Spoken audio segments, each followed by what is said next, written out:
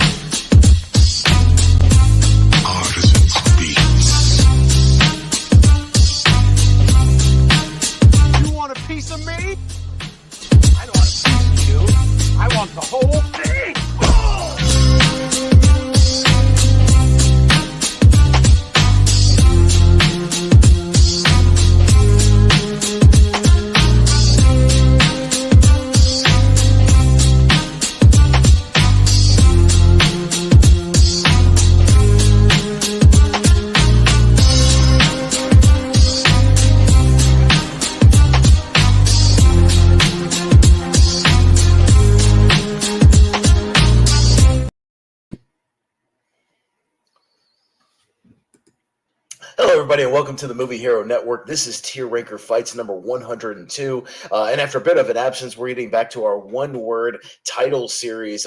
Back in September was the last time we hit one of these series. We did the one-word movies of the 2000s. But I promise we're going to finish this thing up here in the next couple of months. Tonight, we got the 90s. So all the one-word title movies from the 90s. After that, obviously, we're going to hit the 80s and then probably one more show of some things pre-1980. We'll hit all the highlights of that. But welcome if you're tuning in. We appreciate you. Watching tonight. We got a lot of great movies on this list tonight, so we're going to see which ones come out on top here for the 90s here on Tier Ranker Fights. Obviously, like I said, the one-word movie titles.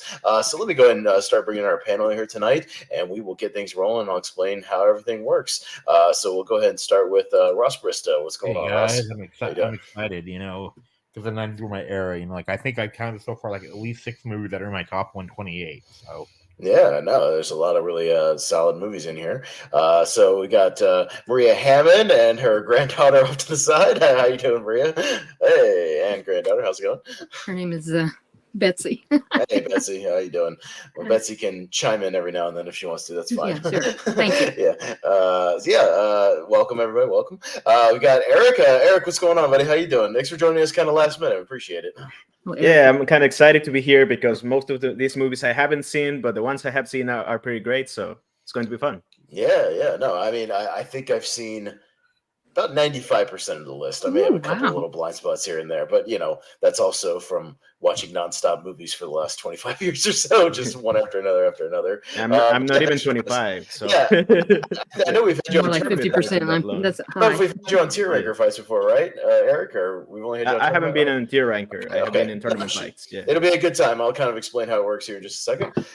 We also have Stephen Shepard. What's going on, Stephen? How you doing? Yeah, I think I counted like eight or nine movies that were on my top 128. Yeah, no, I mean, there's a lot of really solid stuff, that just happen to have one-word titles, and it's been a good series for that. So we've ended up having a lot of really great movies here. Like I said, Jordan Anderson will be here soon. He's having some headphone issues, but we'll keep an eye out for him, and hopefully he'll get in here as we get to the first one. But until then, I will explain how everything works here tonight. So just for a little visual aid, I will bring up our tier ranker chart for tonight and kind of explain how everything works. So we've got a big pool of movies for the 90s here. We can have a larger pool of movies when we do tier ranker because we're not going to cover every single movie that's on the list. It's just literally the pool of available nomination movies, pool of movies you can choose from. They'll happen to have one more titles. And what we do is we've got an S tier. S tier is reserved for the best of the best, the top of the top. And we'll be looking to put 10 in the S tier here tonight. I'm going to mute you, Mario, just for a second while I'm explaining, so no worries. Yeah, no, you're good. So we're going to do S tier, looking for top 10 in the S tier. So we're going to be looking to only have 10. Sometimes we end up having more than 10 when we get to the end of the show, and some of them end up getting that boot. But I will keep track of all the votes tonight with my very scientific, handy-dandy tier ranker chart tracker. But I promise it works very, very well. So your vote matters. Every vote matters on every single matchup because I keep track of all the votes throughout the night. If you haven't seen it, just say you haven't seen it. But as you can see, and let me zoom in here so you can see it just a little bit better. We have S tier, then it goes like grades in school, A, B, C, D, F. Not one word, just because we had a few sort of number ones occasionally, but I don't think that really applies to a lot of movies here tonight. We shouldn't have to worry about that one. And we have a haven't seen tier, and how that works is we need at least 3 people on the panel to have seen it to vote on it for it to even make the chart. If we only get 1 or 2 people on there that have seen it that can vote on it, it's going to go in the haven't seen tier. And then if that happens to you and you nominate something, that's what happens. We'll give you a mulligan, give you another chance, and then we move on. But yeah, and that's how it works. We got everything. I should have them all here in pretty much alphabetical order, as you can see. So a good array of movies here with the posters. And yeah, that's basically how it works here tonight. We'll go up and down the ladder. Everybody will get a chance to nominate a movie. And then everybody else on the panel, if you try to keep it under a minute or so, make your quick argument, everybody else on the panel will get a chance to chime in what tier you would put that in, and we'll take a consensus kind of average of that and see where it ends up on the actual chart. So everybody will get a chance. We'll go up and down for about 2 hours or so. We usually do it just for about 2 hours, and then at the 2 hour mark, we'll hit a last chance Hail Mary round is what we call it. So even if something doesn't come up within those 2 hours, you do have a chance to get those last minute nominations in. I'll explain a little more about how that works when we actually get there, but don't worry if something doesn't come up within the 2 hours, you'll have a chance to shout it out before the end of the show. Then after we do that, we kind of sort out the tiers, we sort out the S's and the A's, do some additional voting here and there, and see what we end up with our top 10, and then we'll have 3 honorable mentions from the A tier. So sounds a little more complicated than it is, but I promise it's not that complicated at all. Once you see how it goes very, very smoothly. So yeah, I reposted the list kind of at the bottom of our Facebook group there, so you should be able to see it very clearly and make your nominations. But yeah, we'll start at the bottom and we'll kind of get things going here, and I'll keep track of everything. So Steven Shepard at the bottom, you will be up first, sir. So yeah, what do you want to nominate first? And I'll get it pulled up here. I'll go with, it's my second favorite movie of all time. I think it's a masterpiece, and that is Contact. Contact. All right.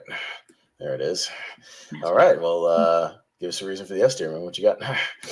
I mean, Robert Zemeckis is a great director. He's one of my favorite filmmakers of all time. And this will be my favorite of his. And, he's done so many great movies like Back to the Future, Who Framed Roger Rabbit, a bunch of stuff. I think Jodie Foster, I know a lot of people would probably say Silence of the Lambs is her best performance, and that's certainly up there. But I think her work in this movie, I think it's a crime she wasn't even nominated for an Oscar, but she also should have won. And the last half hour of this movie, especially, I think is amazing, both visually and it's also very moving. And it's my second favorite movie of all time. All right, no, starting out with Contact. Eric, have you seen Contact, and where would you put it? Yeah, get ready to see me say these words a lot, but I haven't seen it. It's one of those that I'm really eager to see. I have seen that clip of Jenna Malone running through the apartment a lot of times, so I was excited to see it, especially because early Robert Zemeckis is the best Zemeckis, so from 70s to 90s. So yeah, I can't complain if somebody loves it that much, but I haven't seen it still. So okay, fair enough. Maria, have you seen Contact? And I have seen Contact. I love Contact, even though Matthew McConaughey is really the eye candy in the thing. I thought it was, as he states, it's brilliant. I don't know that it's my favorite of all time, but it would be in my top 64, because of the idea that someone rich can help you achieve something incredible, that she's been looking for her whole life, to try to hear these aliens or find aliens or whatever, other life. It's I would probably, because there's so many really great movies, but I won't hurt him, so I'll leave it at S. Okay. Sounds good. Yeah, Ross, what do you think? I've seen it though, and I put it as an A. I like it. I just don't love it. It's a little bit. I love slow pace, and this movie drags a bit, especially like that 10-minute opening sequence, like where you just find where it shows you space. So it starts off really slow, but still it's a good movie. So A. Okay. Yeah, and I rewatched it again fairly recently. I got it on Vudu on sale. Yeah, it's really good. I do like it. I do agree that early, probably pre-Castaway Zemeckis is the best Zemeckis because I love Who Framed Roger Rabbit and Back to the Future and Forrest Gump and all that. It's a very, very good movie. I've only seen it 2 or 3 times in my whole life. Not one of my personal favorites. I know Steven's a huge fan of this movie, so I can certainly appreciate that. And I do love a good sci-fi. So I'm going to give it a strong A, only because it's not one of my personal favorites. I've got other ones on the S tier that I'd advocate for just a little bit more. So for right now, we usually try to have in the S tier to make it. It usually needs about 3 S votes, at least bare minimum to start with. So we have a 2 and 2 right now. So it's going to be done in A tier for now. That's where it's going to start for now. We're going to scoot up the ladder. So Eric, you can pick a movie you have seen from the list. So what you got? Hopefully, not picking a movie that you haven't seen and want to talk about. But I was planning on I'm picking that because I haven't seen it. So get it out of the way. Yes. All right. Sounds good. All right. What you got? No, mainly the only reason I joined this panel is to talk about Scream, because Scream belongs in the S tier, obviously. S is for Scream. It's the most talked about horror movie in this community, I will say. So I don't have much to add to it, but it's a solid horror movie, apart from being probably the greatest meta horror movie of all time. One of the most influential movies in the horror genre. And there's not much to add to it because everybody loves it, including this guy that just came up here, Jordan. Hey, so I don't know what happened, but every pair of headphones I have is lost. But I found an old pair of wireless earbuds, so hopefully they hang in there. Because if I go headphones only, if I go speakers only, it might create an echo for you guys. I'm trying not to do that. So I might be buying new headphones tomorrow. We just started on Scream. We'll get your thoughts on both of the ones that are up there in just a second. Eric's got Scream and S for Scream in the S tier. So we'll see what happens to it. Maria, what you got about Scream? Well, I like Scream. Do I love Scream? No. I'm sorry, Eric. I love you, but I don't love that. So I would say it's solid A, though. I think it flipped the world upside down on horror movies and the way they've been done, and then everybody and their brother made one the same way. So I think it's good. You like it a lot? My grandfather likes it a lot. Sure. I put it at A, but I don't think it's bad. I'm sorry. No, that's fine. Ross. This movie is definitely an S. And like I was actually telling my mom, that, and she's like, why would I want to watch a horror movie, with all the killing? And I said, no, it's actually smarter than that. I said it's because I explained the rules, and she starts laughing. She goes, okay, that is pretty clever. She says, I might. So I'm gonna put it in S, definitely. All right. Sounds good. Yeah, no, I'll definitely go S for Scream. While it's not one of my favorite horror franchises of all time, I'm not as high in the franchise overall as everybody else. We talked about this movie on Rankem recently with influential horror movies of all time. It certainly was probably the most influential one of the 90s that kind of turned horror into a new direction. Really got meta with all the tropes and whatnot. And it's still a really well-crafted movie, still one of Wes Craven's best. So for this one, I'll give Scream S for Scream. So, Jordan, what do you think about Scream? And if you have any quick thoughts on Contact, I don't know if you've seen Contact or not, but I've never seen Contact, so I can't even comment. Gotcha. All right. But Scream is an easy S, and I had an idiot. Well, I have a letterbox that I ranked all these on, and then I got most of the way through, and my phone decided to do a forced update before I could hit save on all my rankings. I hate that. That's one thing I hate about phones. But as for Scream, it's awesome. It's my favorite horror franchise of all time. So it's it better stay in S. That's all I can say. It's freaking amazing. I met the whole cast recently. They've been doing the rounds for all the conventions and stuff. So. And Nev Campbell's awesome. I'll just repeat that. I got to talk to her for 10 minutes, and it was really nice. All right, Steven, what do you think of Scream? I like Scream a lot, but to be honest, I actually liked 2 and 3 a little bit more. And plus, Wes Craven is responsible for and created my favorite horror franchise of all time, but it's not Scream. Of course, I've always been more of a Freddy guy. Oh. But it is really good, so I'd give it a solid A. Okay. So it's got 4 S's and 2 A's, so it will stay in S tier for right now, Eric. So we'll make it up in there with four S's. So kudos. And that's usually enough. We say it's usually enough to hang in there, but the last couple of one-word title tournaments, we've had some with 4 S's get bumped into the A tier at the end of the show because we had so many. So we'll see what happens, but it'll be in there for now. So we'll scoot up to Maria. Maria, what do you want to start with here? I want to start with GoldenEye. GoldenEye. Yeah, Let's go. I love me some Pierce Brosnan as James Bond. All right. I saw the movie the minute it came out. I mean, I'm a big James Bond person anyway, and I thought he did a good job. I didn't know which direction they were taking because they made him a little bit more, let's worry about him being a misogynist, prick or whatever. But it turned out to be a really great movie. I love it. I've watched it a billion times. I have a crush on Pierce Brosnan. It's just now kind of easing up.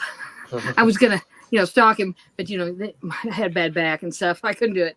But after I retired, but he's, I like the way he presents himself in the movie. I like On the Top is just over the top with her squeezy thighs, and I really love it. Sean Bean, incomparable as always, and he doesn't die. But I love it. Well, they don't tease him dying at the beginning though, so kinda he sort of does. Yeah, I thought he did die, but no, they tease him at the beginning dying, but he's not actually dead. He's not really dead. He's criminal mastermind. Right. Yeah, spoiler. Right. Spoiler for 30-year-old movie. Almost 30-year-old Bond movie. Yeah. All right. I mean, he dies at the end though, for real.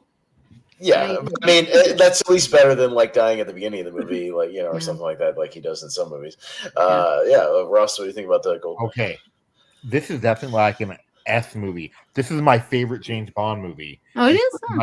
Martin Campbell, the same one who also did the second best James Bond movie, which is Casino Royale. So this is definitely in like S tier. Sean Bean is my favorite villain of the series. So this is definitely like an S tier. Yeah, my favorite. No, I'll definitely go I'll go a low S, but I'll go with the S. Just as far as if there's other stuff that comes up later that I'm higher on, I'll probably vote higher on it later with some other stuff. But I'll still go S for GoldenEye. Yeah, it's definitely the best of the Brosnans. We used to watch this a lot in my Spanish class. She had a couple of VHS tapes with Spanish subtitles, but GoldenEye was one of them. So on Fridays when we were done with our work, we'd watch either GoldenEye or Ace Ventura or Tommy Boy, and they all just were these VHSs with Spanish subtitles, but we'd watch them. So we watched GoldenEye a lot, and it was a good time, and still one of the better Bonds for sure. So I'll go S. Jordan. Mi nombre is Bond, James Bond, or whatever in Spanish. I can just picture it.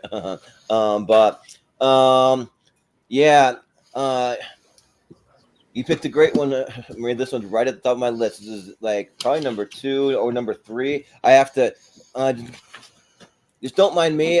I have about 20 more movies I got to add back in, so I'm going to be doing it as we do this because my phone just did what I said. It restarted, but I know that I have a GoldenEye high. GoldenEye is my second favorite James Bond movie, my favorite Pierce Brosnan movie. I was massively Jordan versus technology. Yeah, because I've been losing stuff recently. I've been having issues with video. It's a whole thing, but They would have picked Skyfall if it had been there, but I don't see it on the list. So Skyfall 2012, so we did cover that in 2010. That's right. We did I forgot. They were going by decade. Yeah. Yes. Yeah. Even though it has a crazy Bond girl with Famke Jensen playing Xena or something like that. I think Xena on the top. Yeah, and she's just crazy. Get the thighs, boys. The top, but it just reminds me because every scene in that movie, if you grew up playing that GoldenEye game, that game just follows that movie and all the different scenes. And there's a Xena scene when you're in the jungle and you get to go against her, he's best. Oh. All right, so Steven, what you got about GoldenEye? I do have a lot of nostalgia for GoldenEye because it is the first Bond movie I saw in theaters. And Famke Janssen and Isabella Skorupko, is that her name? It's Bella's something. Something Russian. I think they're both great Bond girls, and Sean Bean, of course, is always great. It's actually not my favorite Brosnan Bond because I actually really love Tomorrow Never Dies. Me too. That's a good one too. Yeah. My favorite of the four. Yeah. Yeah. So it's a high A, but yeah, I still enjoyed it a lot. Yeah, Eric, I've seen Goldeneye. Yeah, I have seen GoldenEye. I'm aware that Maria is the biggest Bond fan in the community. I probably like third or fourth place in that because I'm a huge fan of the Bond movies. Probably Joe Farrell loves them more than I do. For whatever, he's British, so he has to. But actually, GoldenEye is just out of my top 5 in the Bond movies. It's obviously the best Brosnan movie. But I like more my On Her Majesty's Secret Service, Skyfall, Casino Royale, and probably The Spy Who Loved Me, and something else I'm forgetting. Goldfinger. I love Goldfinger. But it's best Brosnan. I love the first 3 Brosnan movies, so it's a high A for me. It's just outside of my S. It was like my 11 or 12 on the list. But I don't mind it being an S. It's a great movie. I love the game more, though. The multiplayer in GoldenEye is S tier for me. S tier. I so many stories about me trying to play that game. Yeah. All right, but we got 4 S's and 2 A's, the same as Scream, so it'll stay in S tier for right now. Move up to Ross. What do you want to talk about first? I think you guys know. Scroll down. You guys know, ever since this was announced, you guys know which one I'm talking. All right, here you go. It's my favorite movie of all time. And it is Spielberg's lowest grade on Rotten Tomatoes, but I don't care. This movie is magical. It's like, like Robin Williams and Dustin Hoffman give great performances. And then it's just about, feeling a kid again. So yeah, it's like I used to watch this movie every day. So yeah, so it is Hook. Hook is definitely like an S tier for me. Okay, that sounds good. It's funny. I had Hook on VHS growing up. I've seen this movie a million times. I've seen it a whole bunch. As you get older, I think you start to see kind of the wonkiness of it, but I still appreciate, all the practical set design and the score, obviously, by John Williams is great, and I appreciate a lot of the performances and whatnot. If you had asked 9-year-old Pez, where he would put it, he'd probably put it in S tier. 37-year-old Pez, I'll probably put it in A tier for now. But I will still watch it anytime it's on for sure. So, Jordan. Yeah, I think that Hook's great. I think it has a great score. It's got a great sense of adventure. I mean, who doesn't love Rufio, Dante Bosco, Rufio and the Lost Boys are really fun. And when I first saw it as a kid, I didn't even realize that was Dustin Hoffman playing Hook because I didn't realize that stuff when I was that young. I was probably maybe 9 when it came out, something like that. And it's really, really good. So for this list, I don't always have it ranked depending on what the topic is. Maybe it wouldn't always make S, but for this one word one, yeah, it makes S. All right, Steven, what you got for Hook? It's right on the cusp, but I think I will go with S. Actually, everybody mentions, of course, Dustin Hoffman is unforgettable as Captain Hook, and Robin Williams is great too. But the whole cast is great because I think Julia Roberts was a great choice for Tinkerbell. Bob Hoskins as Smee is always great. Oh yeah. So yeah, it's because this is actually one of the roles I'll always think of when I think of Bob Hoskins. Obviously, Who Framed Roger Rabbit, and also he's a great bad guy in Unleashed, but loved him as Smee. So you know what? I'll go with S as well. All right. Yeah. Eric, what do you think of Hook? Well, it's my turn to be a prick because I'm not a big fan of Hook. Yeah, there are Hook haters out there, or people who don't love it. We did a Spielberg tier ranker way back when in our archives, and I think JTE was on there, and maybe Chance or something. They put it in D tier or something. Yeah, Chance Ellison and Paul Preston. They were not kind of Hook on that show. Yeah, it depends. I know. That was so confusing. I didn't get that. Like, why are you hating on Hook so much? It's weird. Yeah, I know. I mean, if it's a Spielberg ranking, it wouldn't be near even A, I think, like in Spielberg ranking. But that's fair. I was just never a big fan of Hook. I did watch it as a kid, but I always like more the 2003 Peter Pan movie. That one speaks more to me. The one with Jason Isaacs. Yeah, but I grew up with that one. I do believe in fairies. I do believe in fairies. Like I love everyone involved. Everyone in the cast is great. I associate most Dan Tabasco with Avatar: The Last Airbender more than Hook, but that's just me. I'm that age. Yeah. So I would put it more near B or C. B to be nicer because I haven't seen it in such a long time. Okay, fair enough. Maria, what's the Hook? No, I'm going to be the biggest prick. It's an F for me. I hate that movie. I think it's the worst directed of Spielberg. I know Julia Roberts caused so much drama on the set. He'll never work with her again. He's kept that promise. I don't like it. I think it's horrible. I don't like it at all. Yeah. Sorry. Just tell us how you really feel. Well, 3's usually enough to hold it, but that's when people are giving it like S and A and maybe a B. The F is going to drag it down here, I think, for now. So we'll see what happens. All right. Well, sorry, Ross. You can send your hate mail to Maria's Facebook later. Yeah, right. All right. I'm sorry. I can't stand that movie. Oh, that's right. I should put Hook Jordan on that Christmas adjacent list because it is one. Is it? Yeah. They go over there for yes. There's some Christmas stuff in that movie. Yeah. They talk about Christmas. I don't know.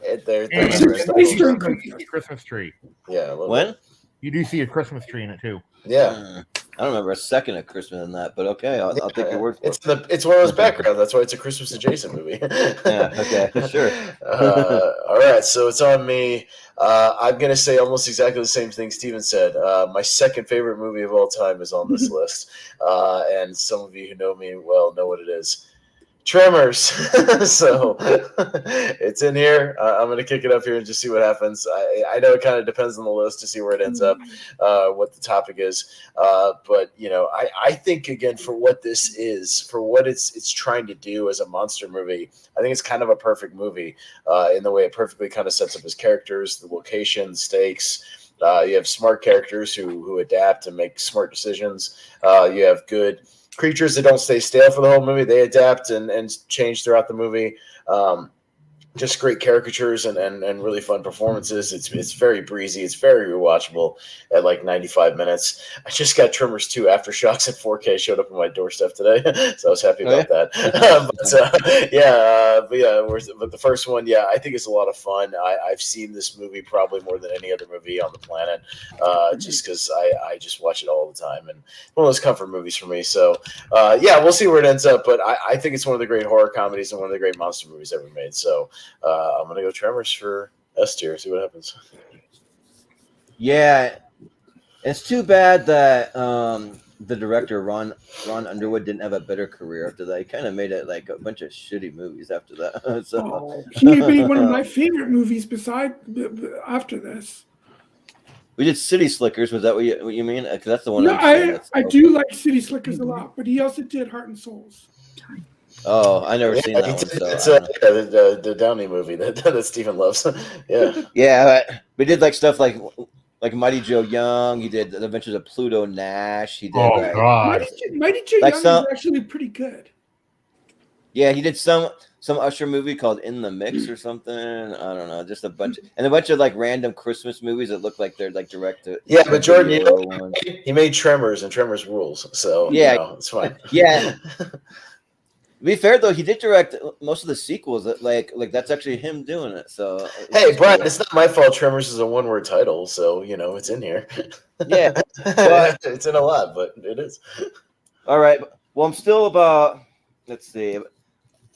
About 20 movies short because it just took them off my list. So, but I do have Tremors ranked. I'm just going to go through what I have it now, and I'm going to keep adding as we go along here. And I do have it as an S tier for now because I think Tremors is awesome. I think that it's got a great cast, and it's just like you forget how like it's got like the really cool creatures. It's got like a really grittiness to it. also, and then it's got humor in it, and it all just works really, really well. And these guys, just these kind of country redneck guys, just like killing these sandworms, and yeah, it's an awesome time. So yeah, S tier. Yeah. All right, Shepard. Oh, it's another movie that's on the cusp. I almost want to give this an S just because it's got the father from Family Ties in a very different role from his role in Family Ties. There's so many movies though that are so many great movies on this list.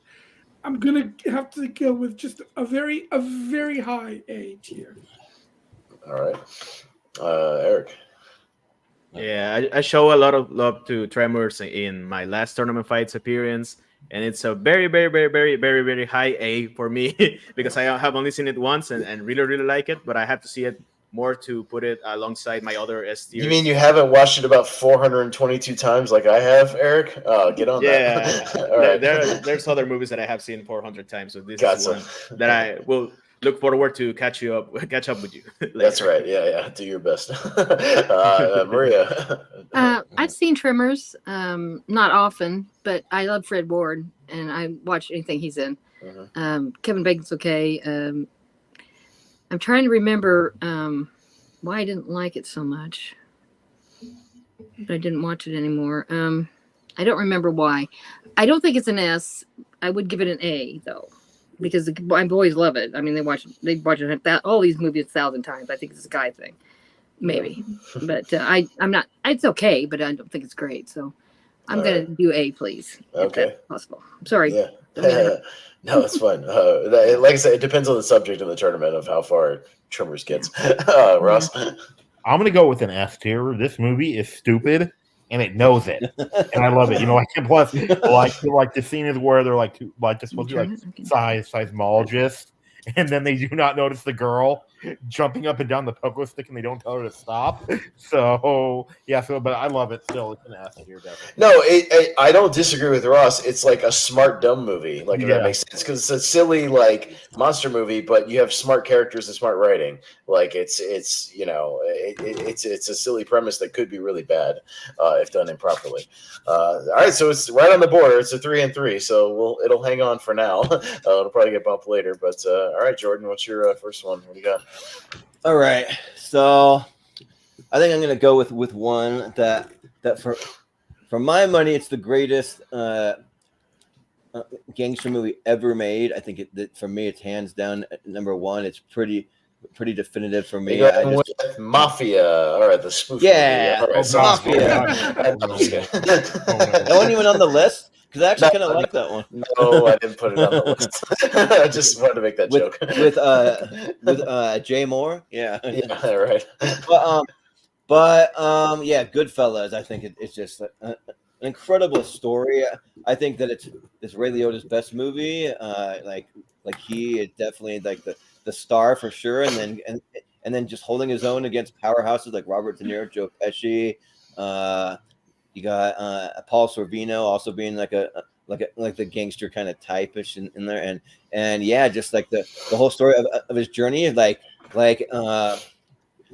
since he was a kid, he wanted to be a gangster, and he just you just see that journey and then the ups and downs, and most of the time, I think for the most he's all in. I think sometimes he kind of gets shocked and he's like, "Whoa, this is a pretty crazy life," but it's what I want, and he just goes for it full bore. So yeah, I gotta go with Goodfellas. I haven't done like a Scorsese ranking. I want to do that sometime, but it's up there. It's like top 2 probably.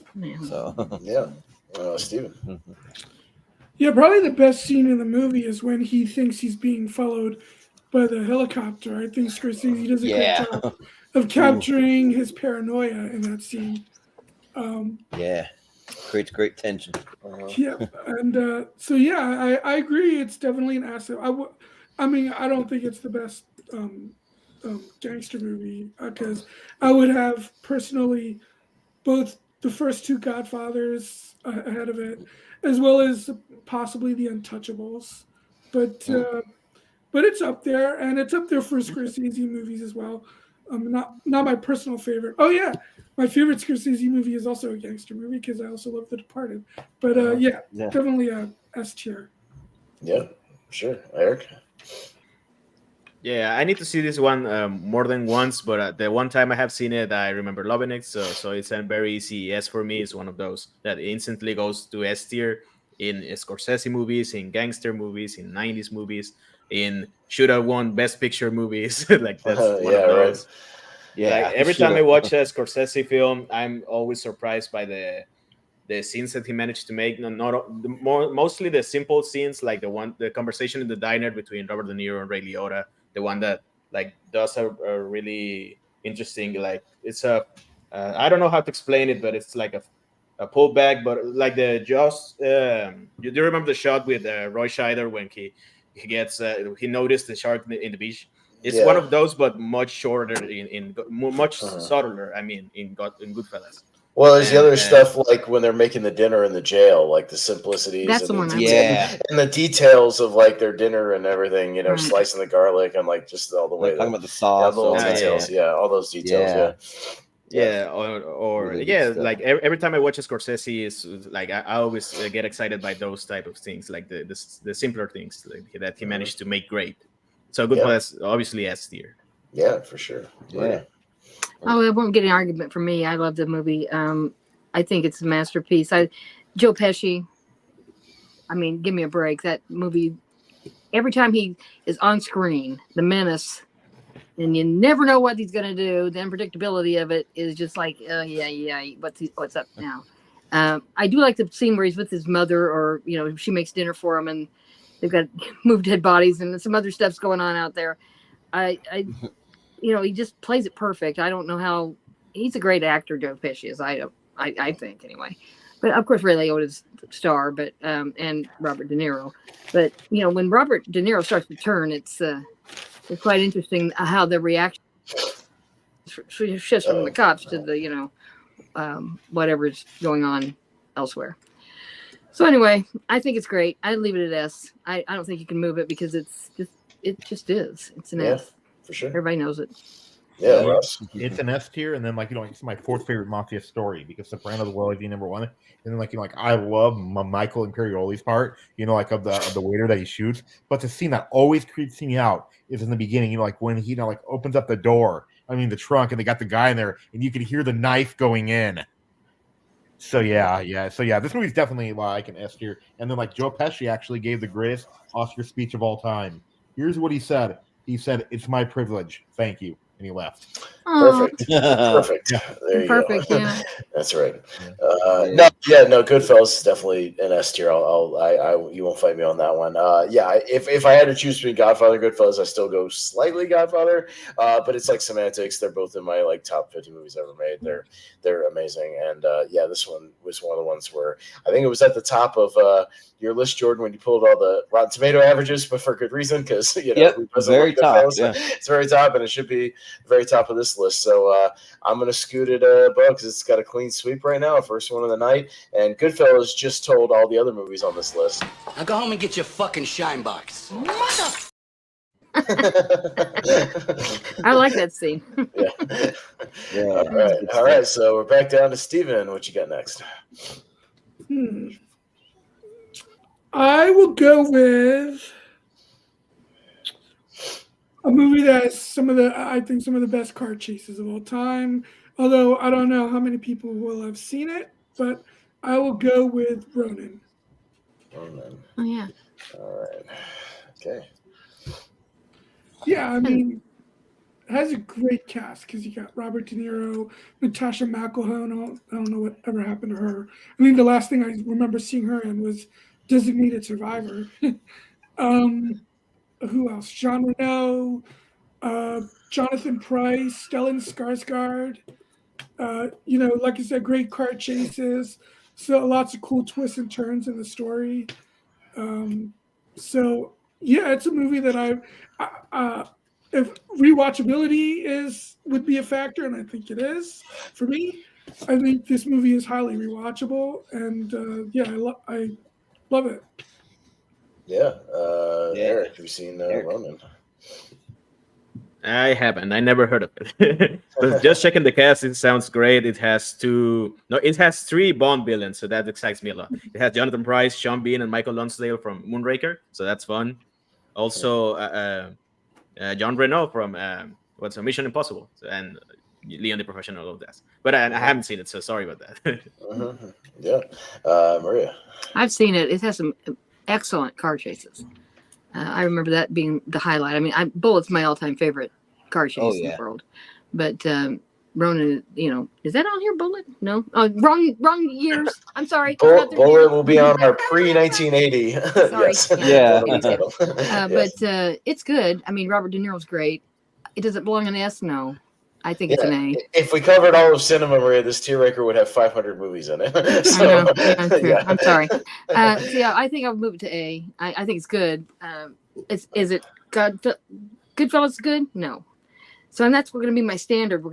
I'm gonna have to keep to what belongs in that same tier with him, and Ronan's not one of them. I'm sorry. I like it, but it's not. I think A is fine for it. Yeah, Ross. Yeah, I've actually never seen it. It's older. Yeah. I saw 30 minutes of it at a friend's house. Still haven't go back and watch the whole thing, Steven. So I haven't seen it either. Jordan. I've never seen it either. Yeah. Sorry, Steven. Steven, picking the movies that I have not seen. But if you get It's the haven't good. I seen, mean- if you get the haven't seen, we'll give you one mulligan. You can try again. And but if you get two and they haven't seen, we have to move on, unfortunately. But Steven, we'll give you another one. You get one mulligan to try again. All right, I'm pretty sure. Obviously, people have seen this one. I'll go with Heat. All right, so more De Niro, 3 De Niros in a row. All right, sounds good. King, I guess, of the one word titles in the night. Yeah, maybe. Yeah. All right. Well, because he's got another one in this list actually that I might bring up later. He's actually got another one. That's good. If I have to go after you, you're going down. Yeah, I mean, Michael Mann is an awesome filmmaker. This is actually not my favorite movie of Michael Mann's because I love The Insider even more. But this is still great. De Niro, Pacino, and talk about another movie with an amazing supporting cast. I mean, you have the likes of Natalie Portman, William Fichtner, I think he was in this. Michael T. Williamson, Dennis Haysbert, John Voight.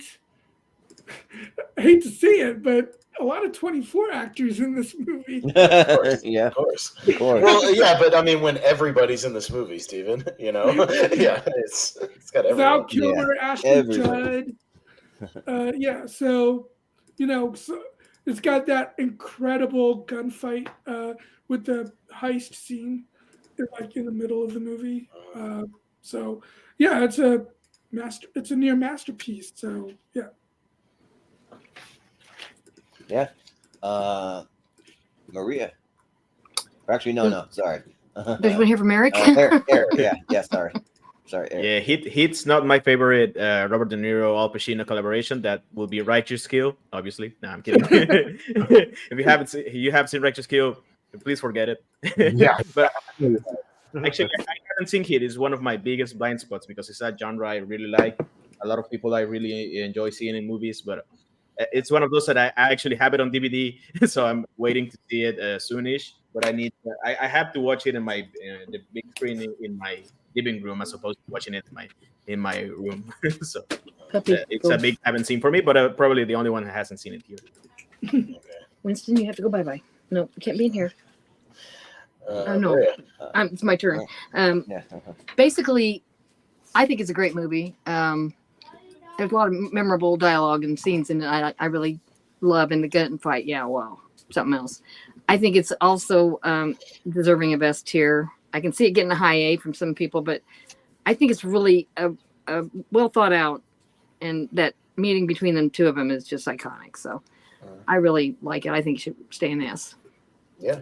Ross. Heat is my second favorite film of all time. So it's definitely an S tier. And like every single scene. This list has everybody's second favorite movies. I know. Yeah, everyone's second favorite. This film, though, Like, and plus, like, this film is actually like deeply layered that most people don't think of. Like, if you pay attention to Val Kilmer's character, he's the one that's wearing a different color mask during the shootout. But the diner scene, though, it's just amazing. Yeah, this movie, I know, like, it's just like it's peak cinema, and it's like Michael Mann's best. And the book is really good too. Heat too. Yeah, for sure. I think I'll also go S for Heat. Just a great kind of epic for Michael Mann. And yeah, I'm actually looking forward to see what they do with Heat 2. See what he does. I'm looking forward to Ferrari. As far as this, who doesn't say that the shootout in the middle of this movie is one of the greatest of all time? Amazing sound design, as he always has, incredible performances. That diner scene is absolute dynamite. But great characterizations all around, and who doesn't love Al Pacino in this movie? Great ass, and you got your head all the way up it. Yeah, that's right. Excuse me. Love Pacino. Pacino right there. Yeah, Jordan. And I'll just shout out some people in the comment. Chris was commenting on Goodfellas. He said easy S. And then Malcolm pointing out Ron Underwood. He directed Once Upon a Time. I'm a big fan of that show until they did the Frozen stuff. Why'd they have to go to Frozen? Screw me.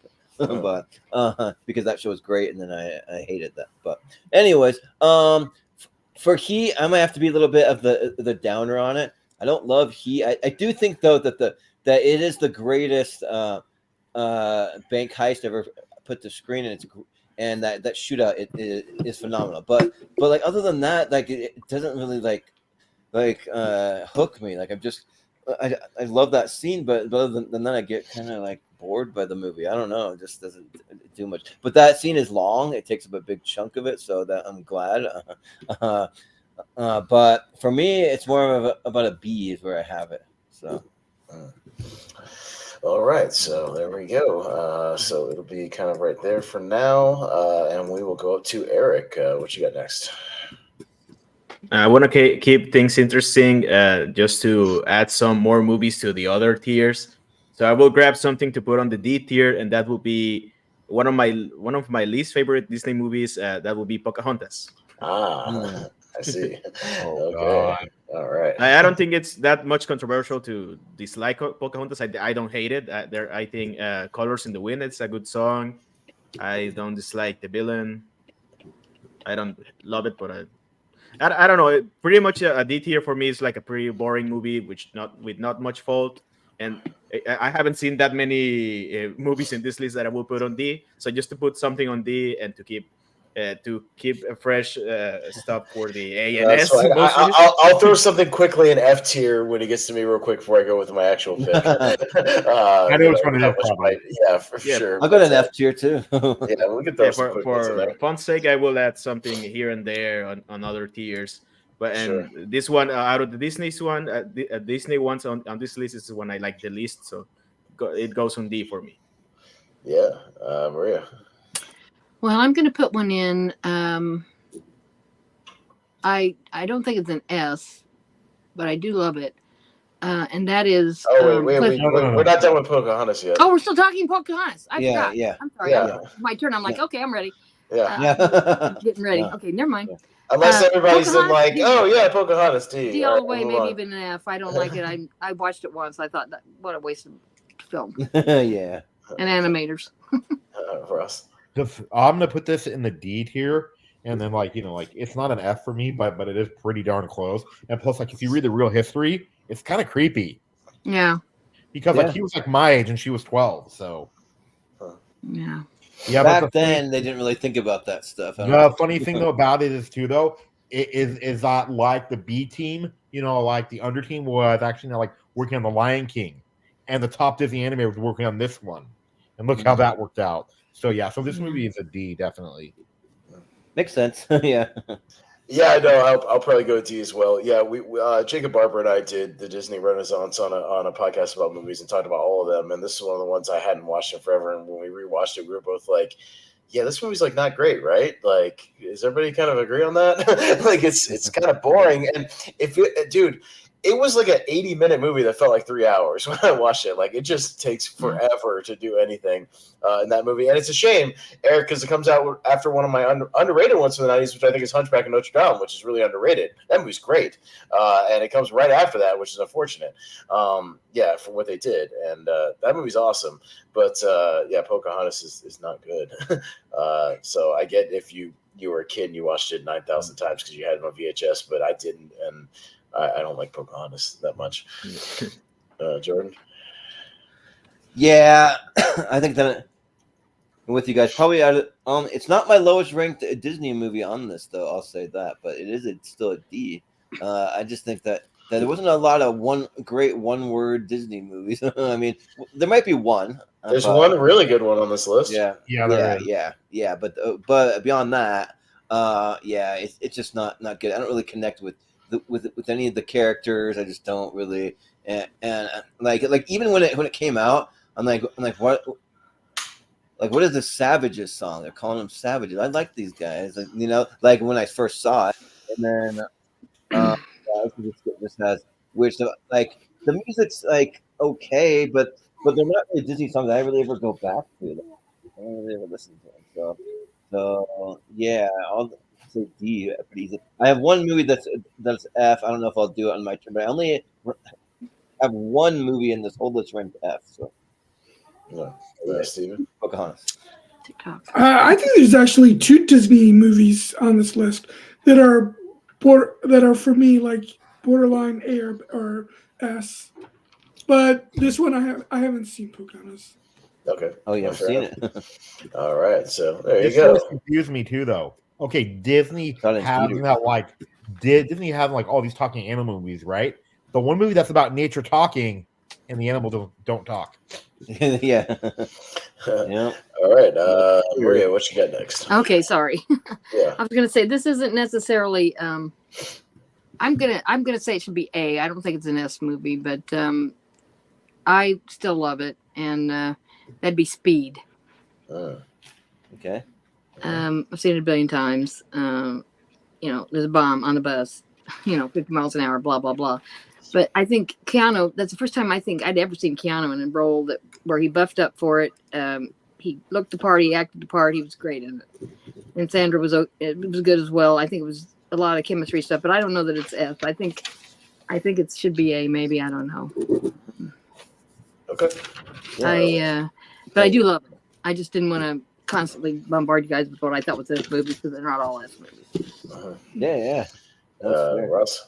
Oh, this movie is an A tier. I love it. And then I like that. I think like that weird guy, from Succession and Ferris Bueller's Day Off is weird in this too. So yeah, but I do like this movie.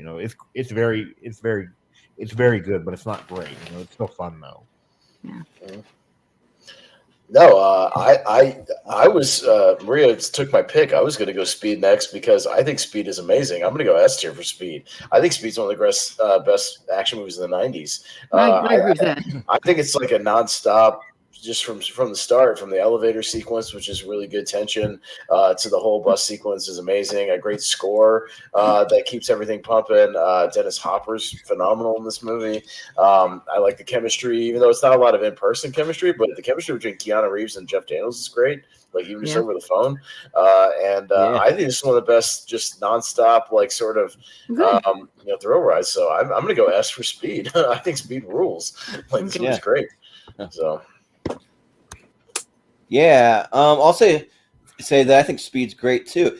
I have it ranked as an S, so I will say S, but it's a kind of a lower S for me. But I think that it's a great. If you just want just like a nonstop action thrill ride from beginning to end, like Speed is a great one. That just like it just like it starts off with a bang and it does not let up and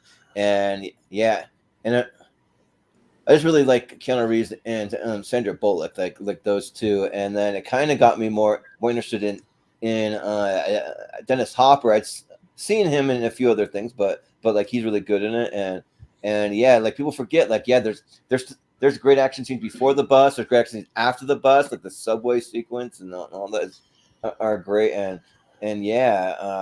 so yeah, I will say S tier for Speed, yeah. Okay. Yeah, Steven. It's an S tier for me as well. I absolutely love it. Well, mine are going to be missing with Mark. You can change your vote, Maria. It's not too late. We haven't closed vote for this one. All right, I'll say yes. I'll say yes. Yeah, I'll say you're like it's one of the greatest It's up movies to you. ever. Absolutely, I just A didn't tier. want to overdo it, you know. Yeah, right. Go ahead, Steven. Sorry. Oh no, it's just a movie I love. I've seen it a million times. It's probably my favorite Keanu Reeves movie. Yeah. It's probably up there for Sandra Bullock as well. So yeah, S tier. Okay. Yeah, Eric. Yeah, also a big blind spot for me. I love my Die Hard. I love my Keanu Reeves. I'm sure I will like Die Hard on a bus. You should do that for a tournament fight, like Die Hard on a tournament fight. Every movie based on a Die Hard formula. Yeah, no, all the action stars of this era had at least one or two of them. Yeah, like Sudden Death. Yeah, there's plenty of them. Yeah. They all had them. Yeah, I think I have seen clips and stuff for it, but I haven't seen it in full, so I couldn't say I have seen it. So, Eric, you're missing out. All right, so it's I have seen it. It's a 4-1 right now, so it kind of scrolls right about there for speed.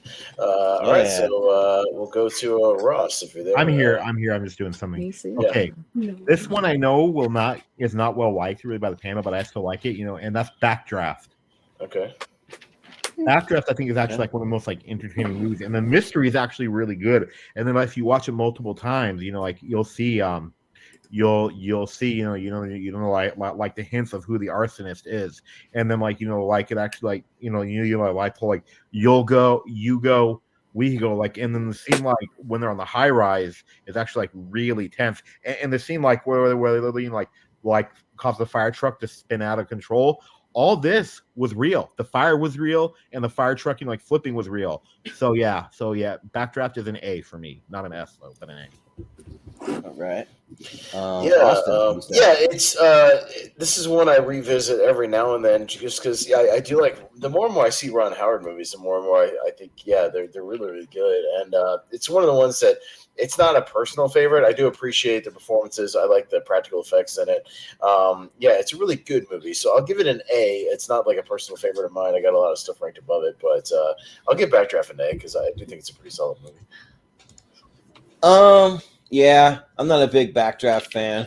I think it's fine. It's one movie I saw one time, and I was like, "Great, there's a movie, and it's cool. It's got a lot of fire." I went to the Universal Studios thing back when they had the Backdraft. You could have like fire shooting up at you that famously caused a fire at Universal Studios, but a real fire. And it's just fine to me. So and. Also, for the cast that it has too, like they got a stacked cast with like Kurt Russell and Robert De Niro. Another De Niro movie. Yeah, right.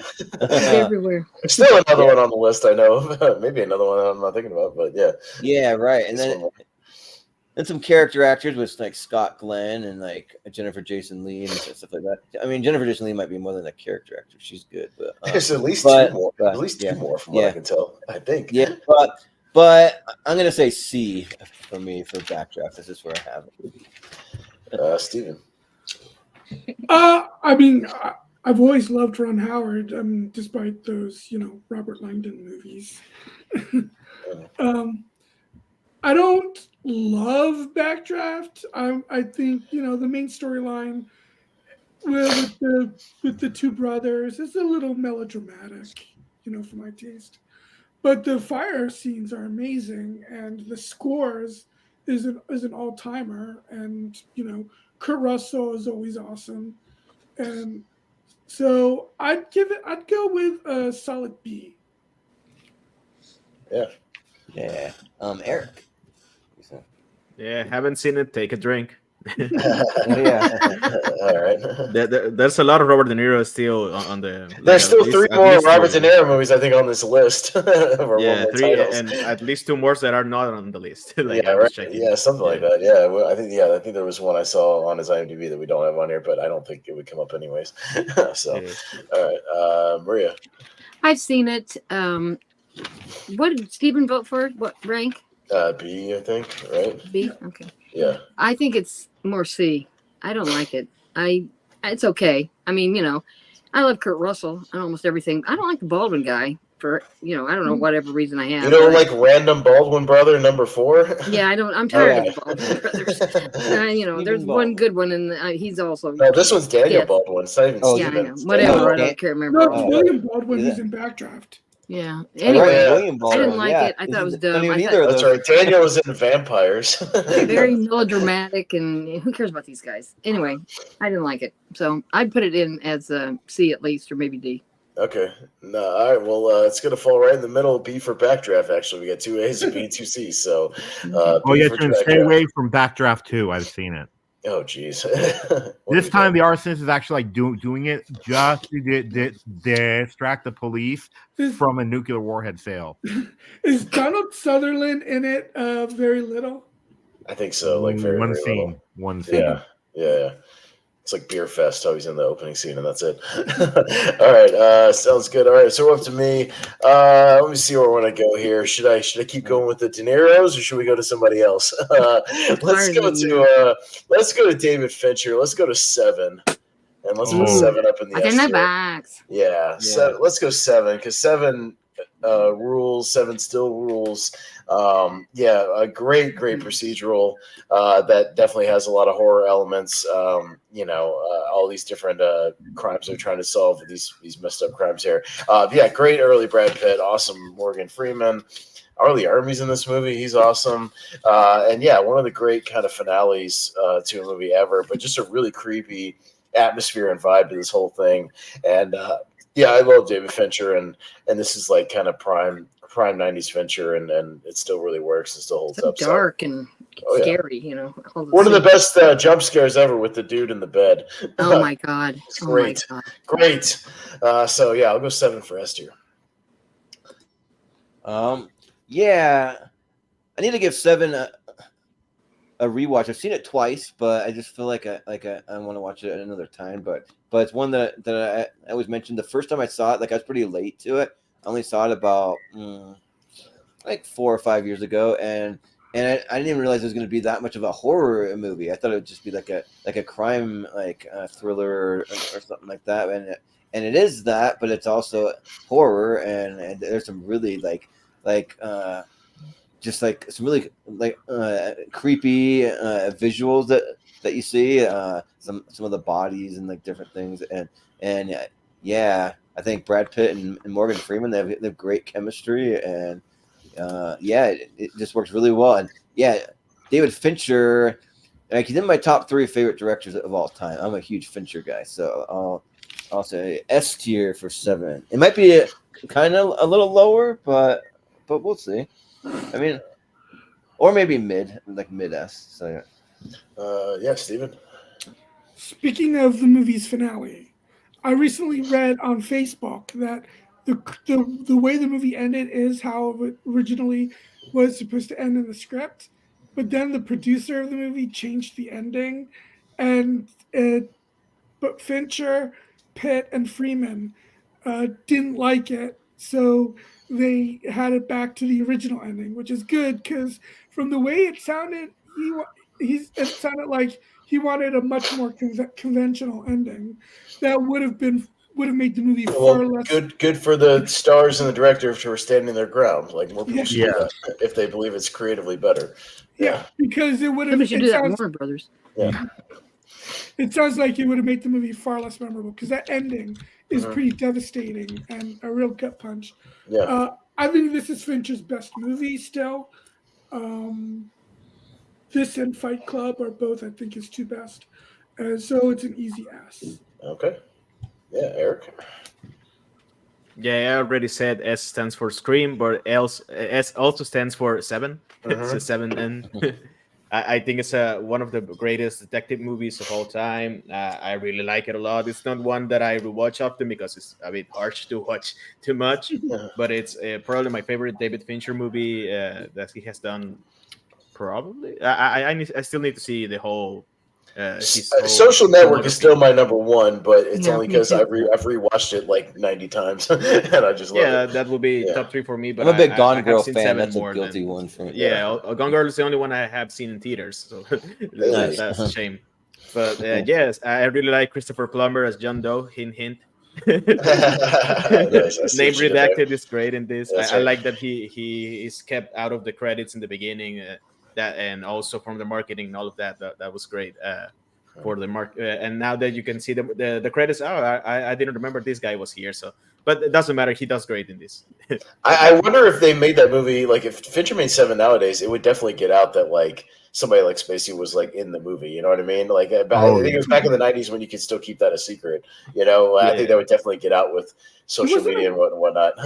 He Inside wasn't even a big name at the time, though. That's why keeping him a secret didn't make much sense. Well, Yeah, they're like that's the same here than Usual Suspects. So hey, they're like, to be fair though, remember like we live in the age of social media, and that cameo in the new Dungeons and Dragons was not spoiled until the movie. I was just thinking about that. I was going to say, nobody knew that. Spoilers, I guess. Bradley Cooper's in that one. Yeah, right. Yeah. All right, Maria, what do you think about 7? I love it. Like I say, what's in the box? I don't kind of happy. Gwyneth Paltrow, kind of, but that's okay. I think that's not his best work. I think Social Network is, but it's really good. I think it deserves an S, so I'll go with S. It was her head got put in a goop box. I know. Yeah, right. I didn't want to say it out loud. And then we sold it for $250 on our website. And then everyone lit vagina scented candles all around. Right. Jesus. I don't even get started on that stuff. Yeah, right. Ross. Yeah. Oh, this is definitely is an S tier. Like I didn't know about this movie until I watched another movie when they went to go see it, and that was in the Butterfly Effect. Yeah. So yeah, but this movie I love. It's not Fincher's best. I prefer the Social Network, but it's still very good. Plus its new one is not very good, but yeah. Oh, I love The Killer. Screw that. That's one of my favorite movies of the year. The Killer's great. The Killer is a phenomenal satire. That movie's very, very good. And I don't think it's a Jordan movie, really. I love The Killer. Killer's awesome. Was it a Fincher movie? Yeah. Yeah, the new Netflix Fincher movie. The Killer's great. Yeah. If it was a Fincher movie, then I'll probably like it because I've liked everything that he's ever done. So I don't know. We'll see.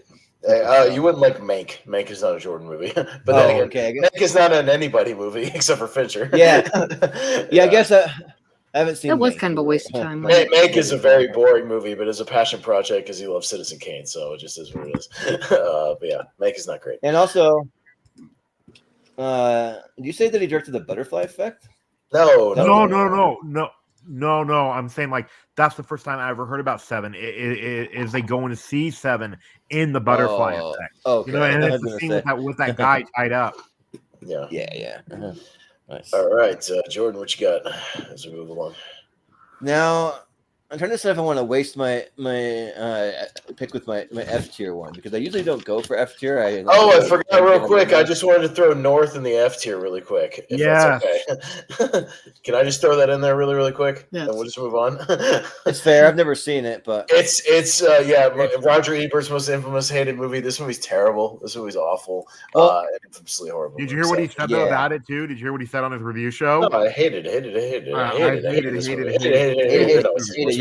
Hated every stupid simpering vacant audience insulting moment of it.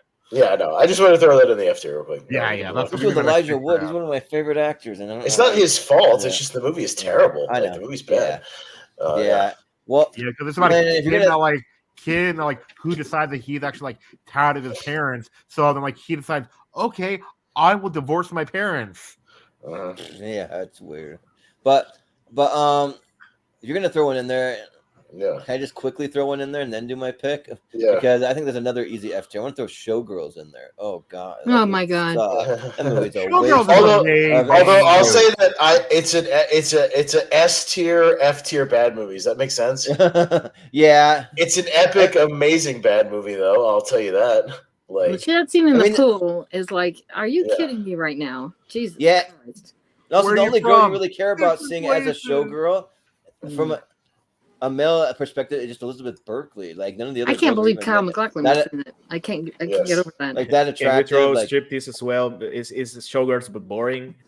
No, Yeah, it's not No, boring. Showgirls is not boring. That's why it's awesome because it's No, just no, no. No, It's it's the other baffling. one. It's striptease. It's it's just striptease. bad. Striptease is not good. Striptease is just Yeah. Striptease It's should same, be but like a sexy movie, and it's not. It's like anti-sexy. It's weird. Yeah. And I'd I much love rather Demi watch- Moore. I think Demi Moore is like one of the hottest women of the '90s, but like they make it like anti-sexy. It's weird. Yeah, For the me, writing they- though is so funny in Showgirls. Where you from? Different places. Yeah, right. Yeah, and like some of the girls that like as like a teenager when I watch this, like I want to see the Showgirls, and I wasn't even like that thrilled with it. Gina Gershon, I was like, I don't know if she strikes me as that type, but okay, sure. But she's more of like a mom character for me in movies. But but for my real pick, I am going to go. Man, I could go one of two ways here, or three ways, honestly. But I'll just go with one because I know I'm going to get at least one person on board, and the rest will probably be very mixed. But I'm going to go Twister for S tier. Yeah. You never seen it. I Come here. I'll go there. Hell Come yeah. after Yeah. you. Because I know I can get Austin on board. I just don't know about the rest of you, but I think Twister is like one of the best disaster movies ever made. I think it's just really good. Helen Hunt. I mean, it's like one of the few great movies she's ever done. She's maybe done like 3 ones that I really like, but and then Bill Paxton. I want to make sure I say that, not the other Bill. And then Philip Seymour Hoffman just being like a regular dude, just like one of the guys cutting up and making jokes and stuff. And then I think that Carrie Elwes plays a great villain, and like in this movie, like they get right in there. You get to see inside of a Twister. Like that's freaking great. Like you don't just see him from a Was distance. it real? You know that, right? Well, yeah, I know that, but like just what they're It able looks real. I know. like I know. like recreate like that kind of thing. I don't know what the sequel's gonna be. I'm kind of worried. I'm wary of the sequel. I'm not. Yeah. I don't know. I don't know what this is. Yeah, The half the original cast is not alive, so I don't know, but yeah, I'll say S tier for Twister because I mean for a disaster movie, it's one of the best. So, all right, Steven. I think Twister is a great spectacle, but I think it's only just a merely good movie. The visual effects still hold up, but they're incredible. And it's a fun movie. I mean, there are a lot of cliches in the movie as well, and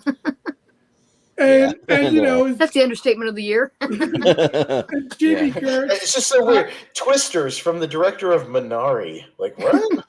Really? Minari was great. I know, but does that scream disaster movie to you? I thought it was Jan de Bont. Did he just do the filming, or No, I'm saying for the new one. Oh, the for the new director one. of Oh, Minari is oh. directing Twisters, which is just weird.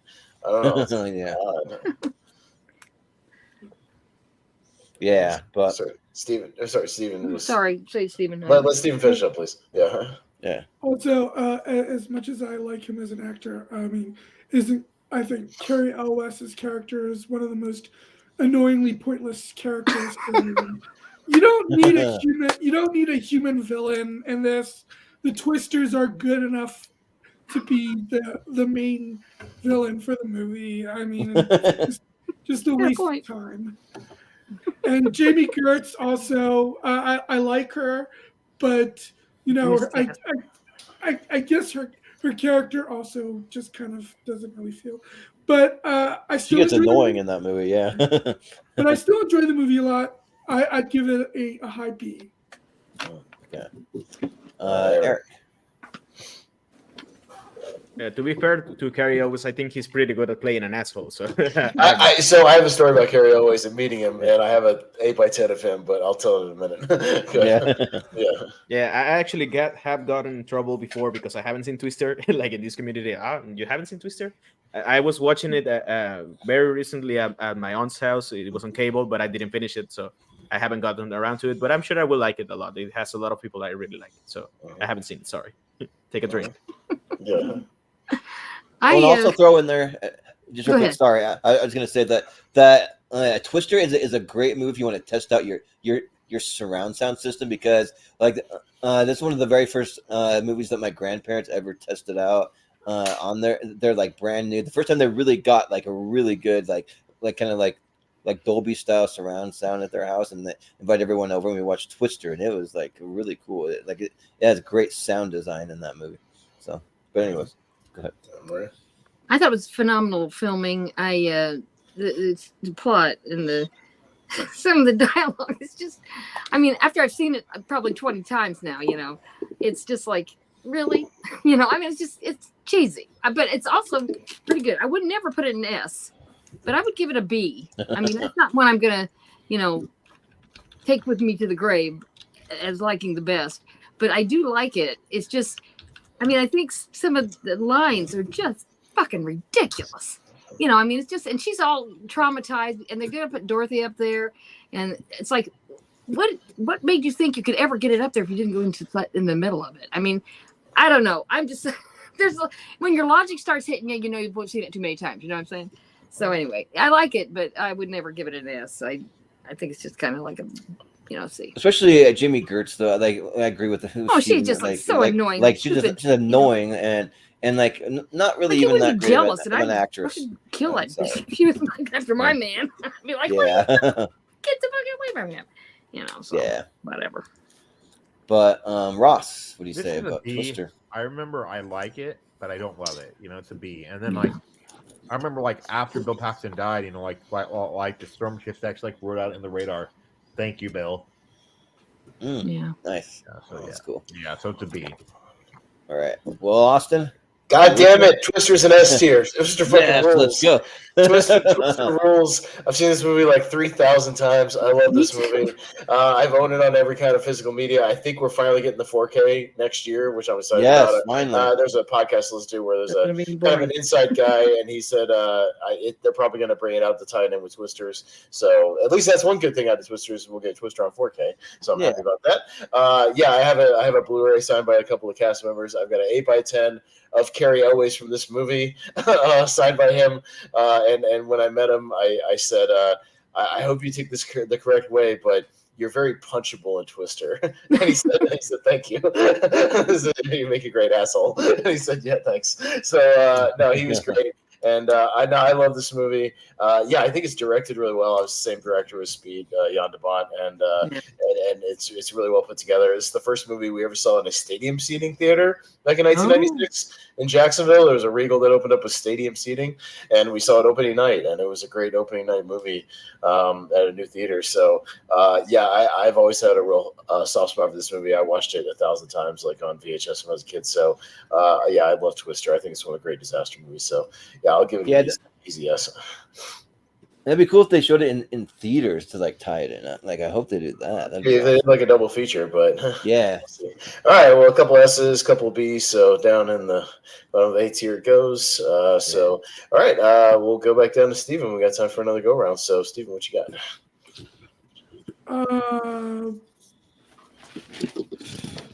I won't go for one of the more obvious ones, since save some of the obvious ones for the Hail Mary round. Okay. I'll go with when after Pulp Fiction came out, there were a lot of Tarantino style ripoffs, and my favorite of them has to be Doug Liman's Go. Go. Okay. Damn it, Steven, you're picking every movie I haven't seen on this list. Yeah, this is going to be a little tricky, Steven. But go ahead. I mean, it's 3 interconnecting stories, and I loved all 3 of them. And you have a great cast of, I think they were just up and comers at the time. Timothy Olyphant is in it. Tay Diggs, Katie Holmes, Sarah Polley, Scott Wolf, Jay Moore, and William Fichtner, another movie that he's in. Breckenmeyer. Yeah. And I mean, it's got a great car chase in it as well. in the Las Vegas Note storyline. to self that Steven will vote S tier for any movie that has a good car chase in it. That sounds Yeah. good. If it's great, Yeah. and I it's a great fun from start to finish, and I love it. All right. So who here has seen Go besides Steven? Nope. Me. Nope. Just Maria. All right. It's good. Fucking it. It's good. It's funny. It's yeah. All right. Cool. I Sorry, like it. Steven. That's fine. Not everybody does. Well, good try again. Yeah. Just Stephen, I think you're going to really like What's Up, Doc. It has a great car chases. Thank you. Yeah, right. Thank you for promoting my favorite movie of all time. Yeah, It's was a great movie. Yeah, it's an excellent It car does chase. have a very good car chase. Barbra I keep forgetting Streisand, about yeah. that. Yeah. Speaking of Go, also Sarah Polley, Oscar winner, very recently. She won Best Adapted Screenplay, I think. Yes, and that movie was great. What movie? Woman Talking. Women Talking. It was really good. Oh yeah. Oh, I thought she was nominated. I think for a documentary once. Was she or maybe she Women was talking nominated. I'm already like falling asleep. I just don't with know the if she was title. nominated for the documentary, but Women it's a great Talking, or- documentary. You should see it. The Stories We Tell is the name of the documentary. It's great. Yeah. All right. Well, sorry, Steven. You got your mulligan though. What else you got? You know what? I think people have seen it. It sounds like they probably just don't love it as much as I do, and that is My Screen Name, my favorite movie from Sam Raimi, Darkman. Yes. And I haven't seen it. So I Me can neither. You pick knock another myself one out of there seen. real quick. Well, we'll see if enough people see it. We may have enough people on this one for at least get it on the chart. So, but yeah, go ahead, Steven. You haven't picked a movie I've That's seen fine. yet, Steven. Yeah. Yeah, don't bother with the straight to video sequels. As much as I like Arnold Vosloo and other things, he just doesn't bring what Liam Neeson brought to this movie, and it also is missing Sam Raimi. It's a huge part of why this movie. You mean you're not as big of a fan of Die Darkman Die, like Darkman 2 or The Revenge of Durant or whatever the other one's called? Yeah, those are both. But Darkman is a lot of fun. You got Liam Which Neeson one? and Frances McDormand. Which one is Melissa McCarthy in? Go. Go. Oh, okay, good. So I'll go away from the movie and not see it. All right, sounds good. Yeah. Go. I don't think she's in. Go. I mean, No, I'm Melissa glad. McCarthy is in Go, but it's a very small part.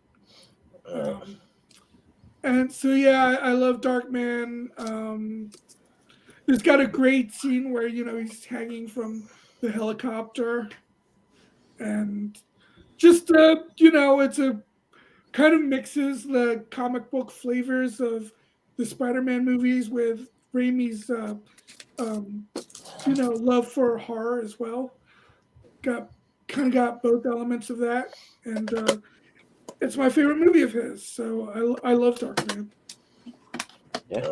All right. Well, Eric, have you seen Darkman? Yeah, I'm a huge Sam Raimi fan. Of course, I have seen Darkman. I think it's great. I think, as Steven said, it's a great practice round for Sam Raimi later doing Spider-Man. However, it's not my favorite Sam Raimi. That goes to either Spider-Man 2 or Evil Dead 2. I like his sequels a lot. But Darkman is a very high A for me, so I really like Darkman. It's a bit cheesy at times, but cheesy in a way that Sam Raimi does. If you know, like that's the way he does it. But it's a lot of fun. Liam Neeson is great. He's overacting sometimes, like in the parade. What do you call it? The one where he tries to win surprise with Frances McDormand. I think that's a great scene. It's a lot of fun, and also the transitions that he does, like in the funeral. I remember that one, like when Francis goes to the wreckage and then goes back to the funeral, like in a just like a transition. It's a lot of fun, but it's an A for me, like a high A. Maria. I haven't seen it, so I can't say anything about it. Sure. Ross. Oh, I love Darkman. I've loved it ever since I saw him. Plus, I actually consider it more of a Phantom of the Opera story, the character, not the musical, combined with the shadow. So yeah, this movie is great. And then Jordan, you would actually get a kick out of it too, is because it's got the cheesiness that you love, but it's a science experiment, movie gone wrong too. So yeah, Darkman is really great. Yeah, I'll probably get around to it. Eventually, it is one that I think I'd like. Yeah. Yeah, Darkman is a movie I want to love more than I do. Like every time I go back to it, I think I'm gonna finally like super turn the corner on it. I think it's good, but I like the score. I like Larry Drake just as a character actor. He did a horrible horror movie called Doctor Giggles. It's really bad. It's like right in the same vein as like the Dentist or something. But yeah, I mean, yeah, I kind of want to like it more than I actually like it. I think it has a nice style to it, but there's something about it that I just can't get over the hump for me. So I'll give it a B, though. I think it's solid, but not one of my favorite Ramis. Yeah, and you know me, I haven't seen it, so Okay, I'll pass. So, all right, so it'll kind of be right in Contact territory, right with Steven's other movie there.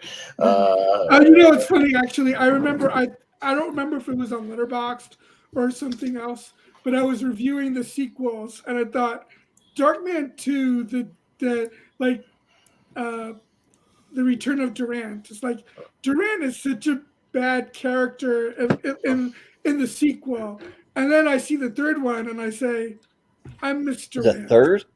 Yeah, they made 2 directed videos. You know what my friend though asked me about the sequels? He says, "How does a side villain come back, but not the main one?" Yeah. All right, Eric, what you got next? How many picks we have left for everyone? Just kind of depends on how long this round goes, and then we do have a Hail Mary last chance round, so you can pick. Like, don't worry if something doesn't come up. Like, you'll get a chance to shout it out, like for S tier later. So like I was thinking, maybe peel out the other tiers, or still talking about movies I love. So I will go ahead with movies I love.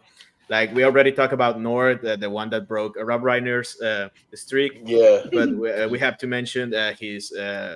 Probably, I don't know if it's his only horror movie, but it's Misery. Misery's great. Yeah. It's an S tier.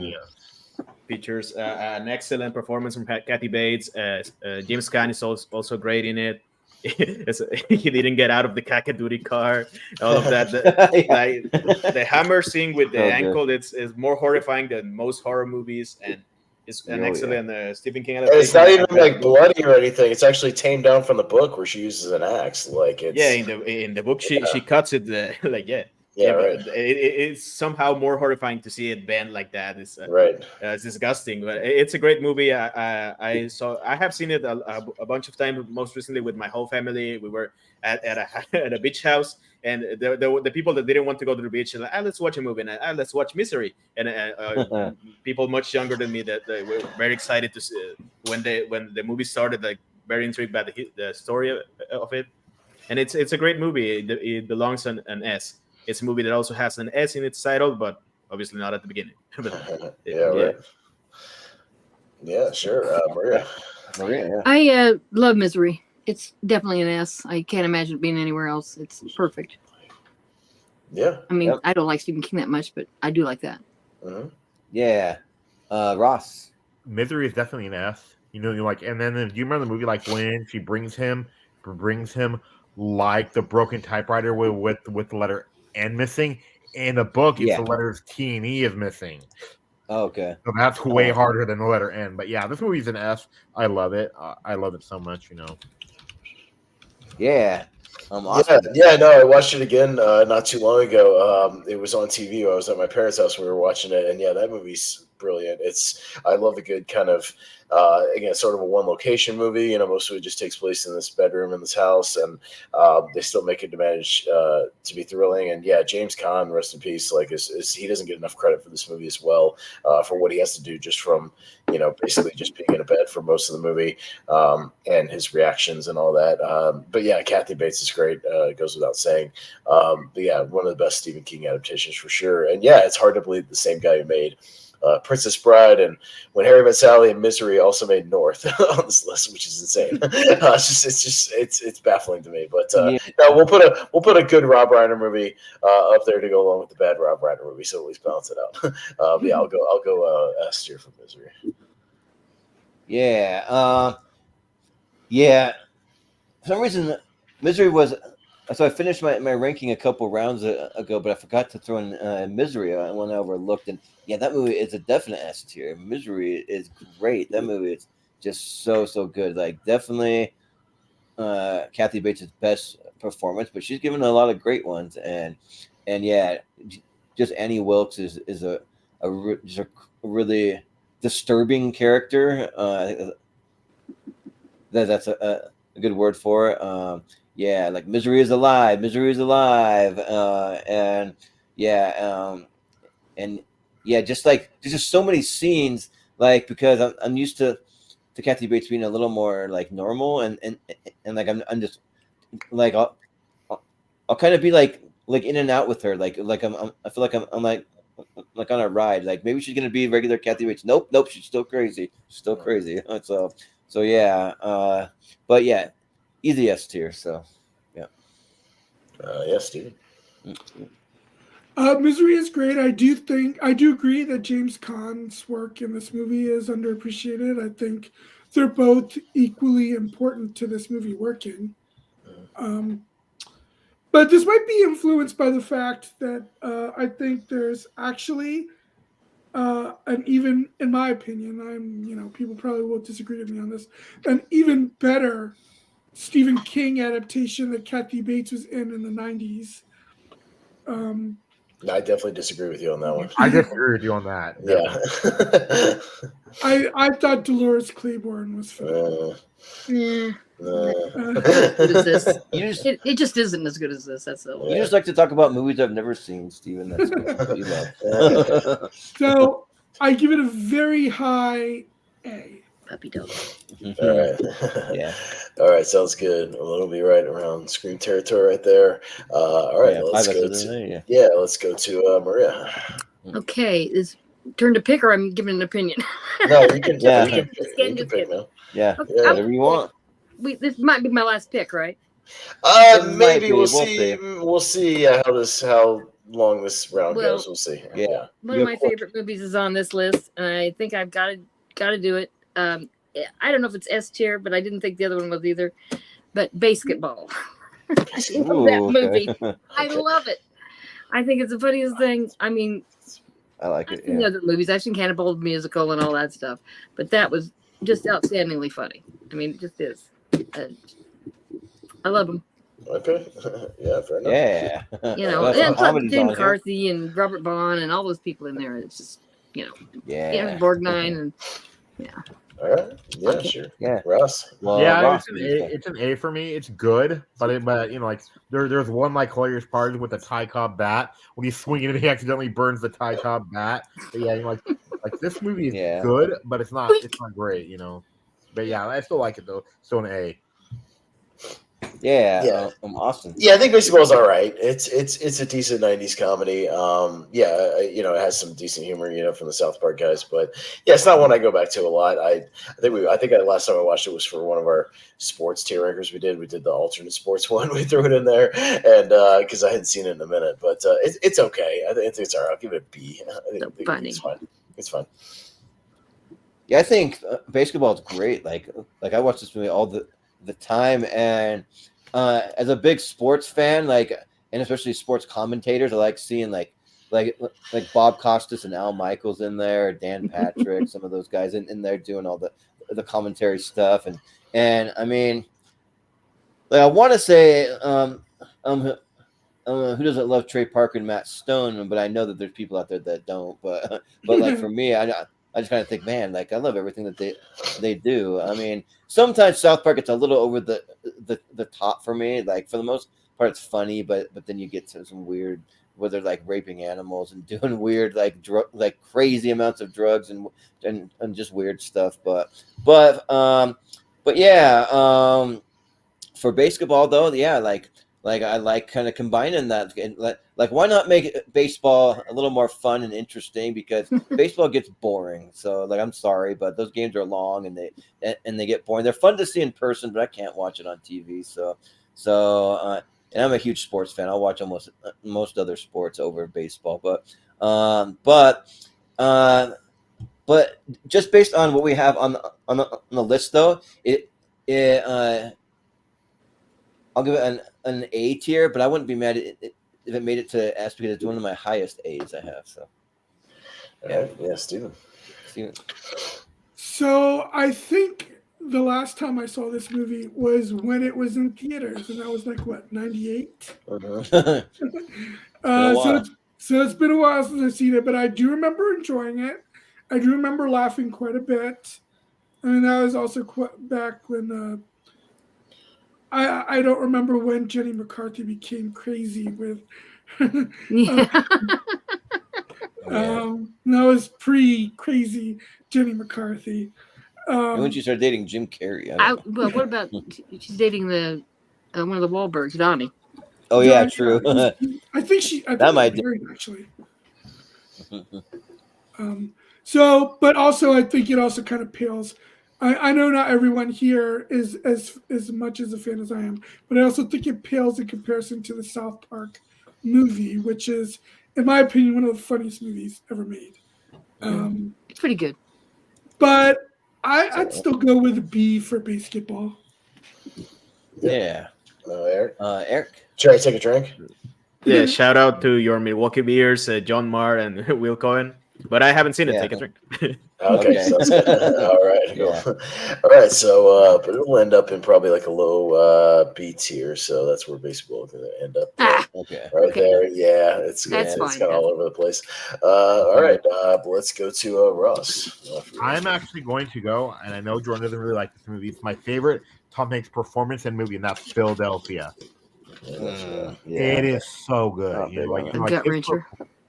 His performance is amazing in it. Him and Denzel Washington's character, actually literally, is just so good. And the scene is where, like in the beginning, how much Denzel Washington's character changes.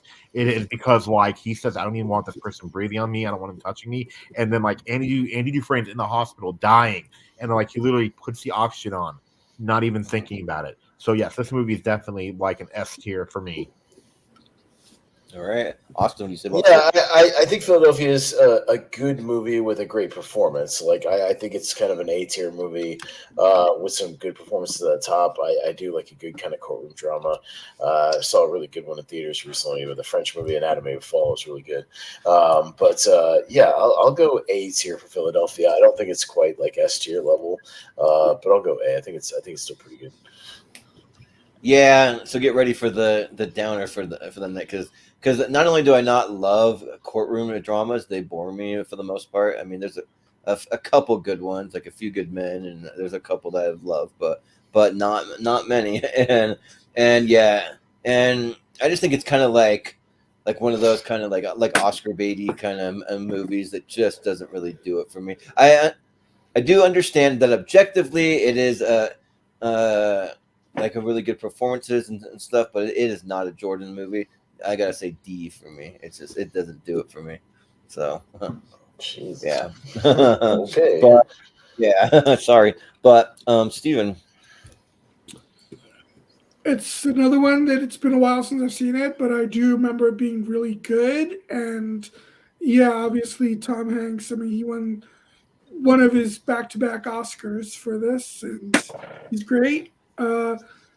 But when compared to some of the other movies on the list, I'll probably put it as an A. Okay. Eric. Yeah, I really like courtroom dramas. I think Philadelphia is pretty good. I wouldn't put it an S. I think it's more. I'm more in line with Pez because it's a great performance from Tom Hanks. But I don't think it's an S tier movie. Denzel is also great. Antonio Banderas is also there. Yeah, he's good. I would like more. Like they focus a bit more in their relationship with Tom Hanks' character, the main relationship, I would say. But it's more of a Denzel Washington also has an arc in it, and it's important. It's a good movie. It's a low A, high B for me. I'll go A. A is good for Philadelphia. Yeah, Maria. I loved it. Still think it's a great performance. It's one of those ones. Like Schindler's List or Passion of the Christ, you see it once. Do I need to see this over and over? Probably not. It's great performances, but it just tears my heart out. I don't like crying all the time. But I don't think it's S. I think it's probably A, because I mean, although it's really good and everything, it's I don't think it's quite in the same category. but I'm not trying to denigrate it at all. I like it. It's just I don't like to have my, I don't like to cry about people. Problem. I got no problem of my own, you know what I'm saying? But anyway, it's a good movie. All right, there we go. All right, so we'll move on there. Go to me again. Let me take a look at my list, see what we got. Let's piss off Jordan some more with this one. And why do you want to do that? no, let's just have some fun. Titanic, S tier. Yes. That's Yeah. on 4K. Yeah, Titanic is great. I've grown to appreciate this more and more as I get older. As a younger kid, I would have been like, Titanic, whatever. But it's a good story with some good acting and an amazing disaster movie as well in the second half. Like, say what you will about the movie, but the second half of this movie is incredibly well directed. Disaster movie with some really good practical stuff all around, practical sets, practical water stuff, everything is great. And I've grown to appreciate more and more. 4K is coming out soon. I'll be picking that up. But yeah, let's go S tier for Titanic. Let's do it. Yeah, for me, I say boring, and that sound of the horn on the ship, boring. I just can't do. I think that the love story is just stupid, and I just think draw me like one of your French women, and then like they're just some of the things that they do. It's just trying to be. It's just I don't know. It's just too much for like over the top with what they're trying to do, and I always do have to give some.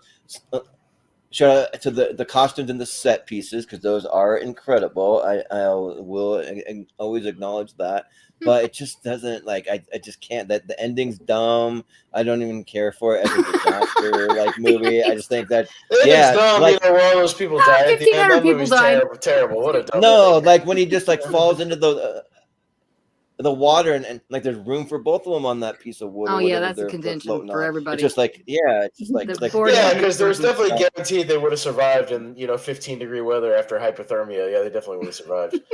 You may as well try. I mean, I don't know, fight for something. Don't just give up. But whatever. He's not giving up. He's making sure she survives. It's beautiful. Yeah, and I'm sure she. Well, she does survive because of the movie, but he doesn't know that. For all he knows, she died. He's dead. He doesn't know. So I just don't care. That's the best discussion we've had yet. I saw it twice because I tried to give it another chance once, and it's just one of those. I'm not a period piece guy. It's not for me. So it's not for you. That's all there is to it. Yeah. Yep. Jordan doesn't appreciate good movies. It's fine. I get it. Good. Both Jordans. Because Pierce, Pierce says Titanic C tier. Yeah. Yeah.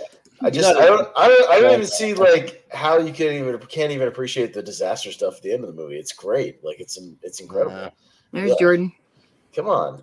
I'll watch Twister for a great Kate Winslet, come on, drawing nude. Come on. I mean, come on, man. Seriously?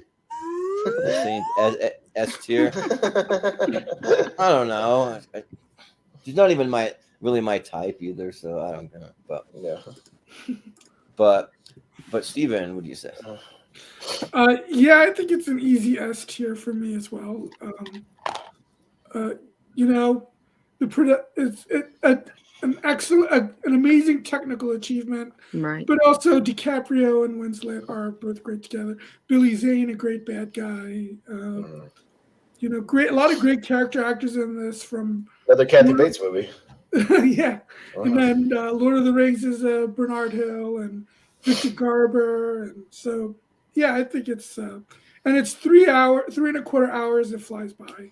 Yeah, 3 hours and 15 minutes. Come on, cut that shit in half. It's they should have died quicker. God damn it. Yeah. Well, every single person on the boat wants to be the king of the world and do the thing from Titanic. I know. How dare we, care about the characters, Yeah. Hey, Jordan, though, you are kind of right, though. But it's overdone. They did kind of cut the movie in half. Do you know how? You can watch the second VHSs. Yeah, that's what I was gonna say. Yeah, my grandparents own it. I don't know. Erick. But Yeah, Back us up, Eric. Come on, Eric. You know you love Titanic. yeah, I love my Yeah. huge VHS with the Titanic with the two ones. Yeah, that's right. No, it's obviously an S tier. I have become a huge James Cameron fan since I have rewatched his movies, especially Titanic. Titanic is always one that I really appreciated, and I really appreciate it more with age. Like I don't think it's the best DiCaprio performances, but it's one of the best Kate Winslet ones. As you mentioned, Kathy Bates is great in it. Billy Zane, the whole romance and the preamble to the disaster is also great. But disaster is like main epic. Like this is cinema. This is not just a movie, like, as they say. The Titanic is obviously an S tier. What do you mean? We can't overcome these low scores with S's. We can do it, Maria. Yeah, Right, Maria? Right. I love Titanic. Yeah. I mean, I don't love the love story. I think, but the amount of work I know he went to recreate it, almost perfectly. To have people, scholars. Apparently, one of them just evaporated on another boat. Give him the input, make it right, make everything look perfect. I've seen the sets from it. They toured those around in the museums in the United States, and they were unbelievably well done. I think it's a great movie. I think it's S tier for sure. I mean, I'm sorry they don't die fast enough. Yeah, they should die soon because we already know the ending of that movie. Everybody knows. These disaster movies where a bunch of people die. I don't know what it is about me, but anyway, I like it a lot. And James Cameron hasn't made a good movie since True Lies. Come on, he's just no, he's overrated. I don't like James Cameron particularly because, especially because of The Abyss, where he tried to kill Ed Harris the hard way. But yeah, The Abyss, I love. I think that's great. I can't. Yeah, and then when like he actually like left his wife to get with the granddaughter in the movie in real life. Yeah, I know he's a jerk. Oh, what a piece of shit! Another reason to dislike that movie. Yeah. Titanic is an S tier, and then like Titanic is the only VHS that I have because look at this, what I got with it. Oh wow! And see when you open it up, it's some kind of artwork. It has the VHSs, right? It actually has a storybook. Nice. And then a film print. Hey. Ooh. So yeah, but yeah, this movie's an S tier, and then whenever the Macy's couple dies, the founder of Macy's, I always cry. Like they're the old couple that's laying down in the bed. The one of the women that lay down with their kids is in Aliens. She's the Jeanette Goldstein. Yeah, she's also I'm like, talk about a character actor. Jesus Christ. She's also good in T2. Yeah, I mean, unbelievable transformation and all that stuff. Yeah, but the thing is though that like this isn't like about the movie, but like didn't when they like set sail in the Titanic, didn't they realize that like their sister ship sank almost the same way, and they're like, we're gonna do it again, like the Britannica sank. I don't know. I don't think they knew they had faults in the stuff, so who knows? Yeah. Well, they didn't exactly have the same, radar detection systems that we have now. In 1912, it's not exactly the same technology. They should have had more lighthouses back then. I don't know. Set up a lighthouse in the middle of the Atlantic Ocean. Yeah, you want to be the guy who runs Sounds like an awful set of circumstances. Yeah, right. Sounds like a terrible job. Come to help him or whatever, but anyway. But I'm glad people love it though, because there's no real way for me to make that movie like that more interesting. It's just tough because James Cameron did like worked his ass off for it. So yeah, and I still didn't. Let's give him all his money to make Avatar and all the other stuff he's been doing. So yeah. All right, Jordan, probably your final regular pick, and then we're close enough. We're going to hit the Hail Mary last chance in just a minute. So, but go ahead. Oh man, because I got a bunch left still. So. This got to be a 10-hour show. Yeah. No, it's not. It's not. No, we do pretty strict time limits here on Tier Ranking. This is fun. I mean, talking about him is fun. Yeah. I mean, it's only 47. I don't know, but we'll see. No, that's pretty close to 2 hours. So yeah, we got to go to Hail Mary because the problem is all you guys are going to have 10 S tiers. I'm going to have to. Well, then get ready for. If we're going slightly early, get ready for like just one or two extra, but I might have a couple. But I'm gonna cut you off at some point, so be picky. Yeah, but I mean, I already mentioned like what I think is the greatest gangster movie of all time. So why not go with the second greatest gangster movie of all time? Let's put Casino up there because I think that movie's like damn near close to Goodfellas in terms of quality and like the story. You really go on a ride with like what they're doing in Atlantic City and with the Taj Mahal and all that stuff and then Joe Pesci, like this is the one where he steals the show for me. And he's great in Goodfellas, but even better in Casino, I think. And like, yeah, like you don't even want to look at him the wrong way. Like he'll kill you with a pencil, he'll kill you with anything. Like he'll just like he's just like ruthless. And I think that the cast is great with like Sharon Stone in there, James Woods is in there, Robert De Niro, and yeah, like I just really dig the story, and I always love movies that have a really good narration to it. And both Casino and Goodfellas do it really good. So yeah, I'll say that I mean, even though it's another gangster movie, like they're just great. So I'll say S tier for Casino. All right, Steven. I'll probably go A just because it's not quite on the level of Goodfellas. I'm also still, I got to rewatch that scene, but I'm still a little fuzzy on how De Niro's character survives that car explosion. He had a bunch of metal plating under his seat, and it so he didn't completely blow up. Yeah, because he actually had a car that had some built-in protections against a potential car bomb. They explain. Yeah. So, all right, Eric, if you're there, otherwise we'll come back to Take a drink. It's my one big Scorsese blind spot. So take a drink. Okay, gotcha. Okay. Maria. Yeah. Casino's great. Casino's almost as good as Goodfellas. Yeah. I do enjoy most of the story. I like. I'm not a fan of Sharon Stone, but she turns out to be a creep. I don't like James Woods anymore, but at the time, I was a pretty good actor. Yeah. But let's see. Yeah, nothing bad about it. I think it's S tier. Sure. Yeah. Ross, what do you say about Casino? Oh, this is an S tier. I actually like it more than Goodfellas. And then, like, I've seen this movie, like 5-6 times. Some And I people go watch do, yeah. it 5 to 6 times. And then, like, you know how Don Rickles is in it? He would literally squeeze Robert De Niro on set. After De Niro that's the scene, he would tell him, "Is that how you're gonna do it? Okay, we'll do it like that." But yeah. But this Casino's great. It's like one of my favorite mafia stories.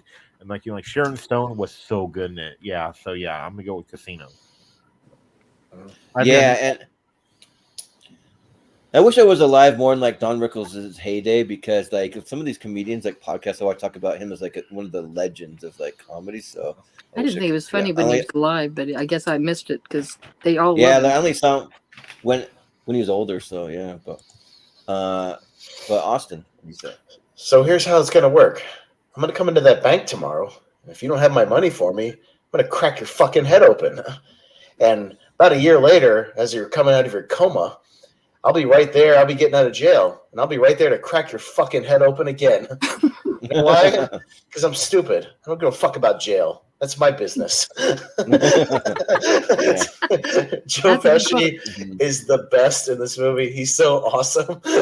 when he's playing blackjack and the dude deals him a card he doesn't like, he just goes, "Take this card and stick it up your ass." And then he deals him another card. "Take this card and stick it up your mother's ass. Take this card and stick it up your sister's ass." It's great. He was actually really like that too. I follow this guy on YouTube. He was actually part of that life. Yeah. And then he knew the guys. He said they were all like that.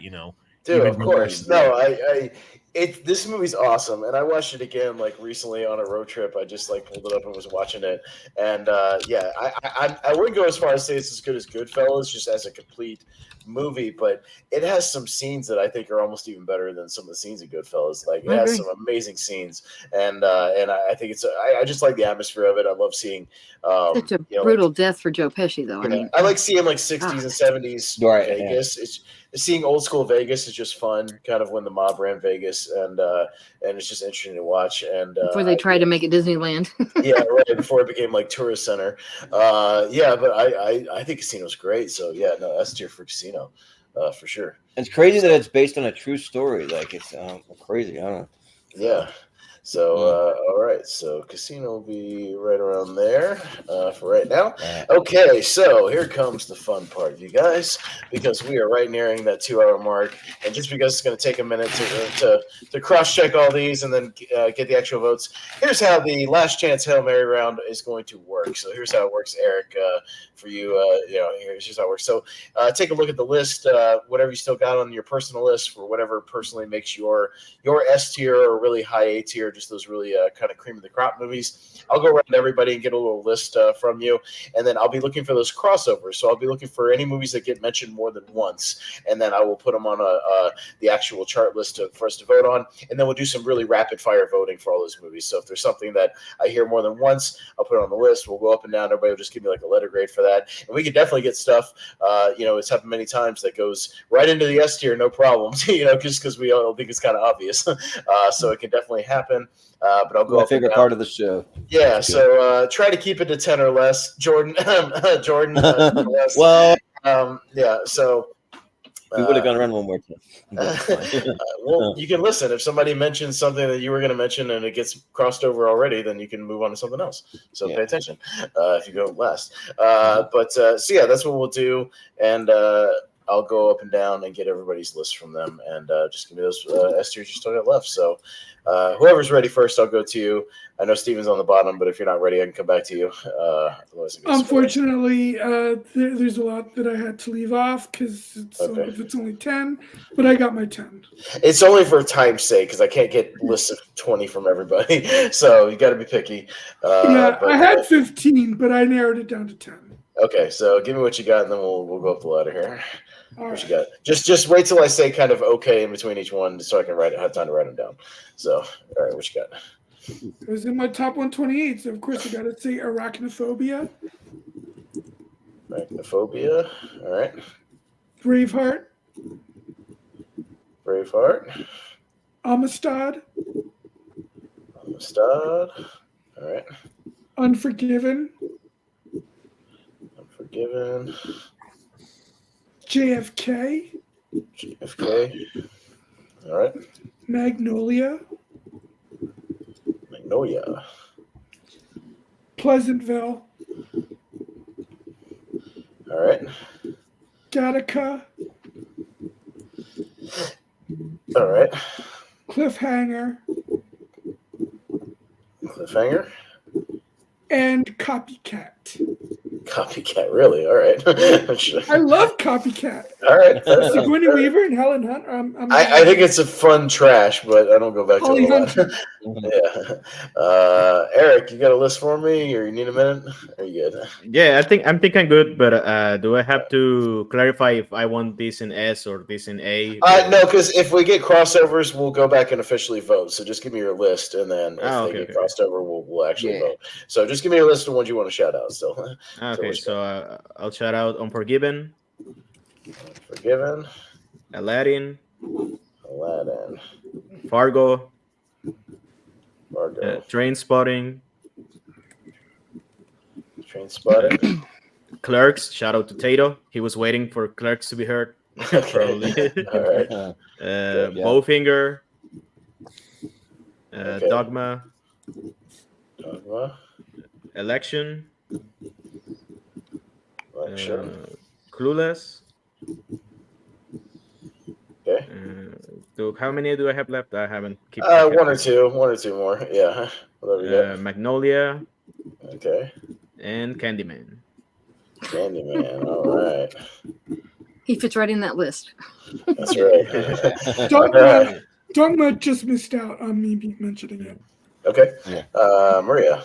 I got some that Eric has and somebody else had. Okay. Unforgiven. Okay. Dave. I know, stupid. Yeah, that's fine. Dave's fun. I like Dave. Dave's a good movie. Sneakers.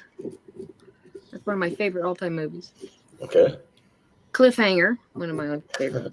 All right. You make Steven happy with that one. The number one that I should have mentioned before was Tombstone.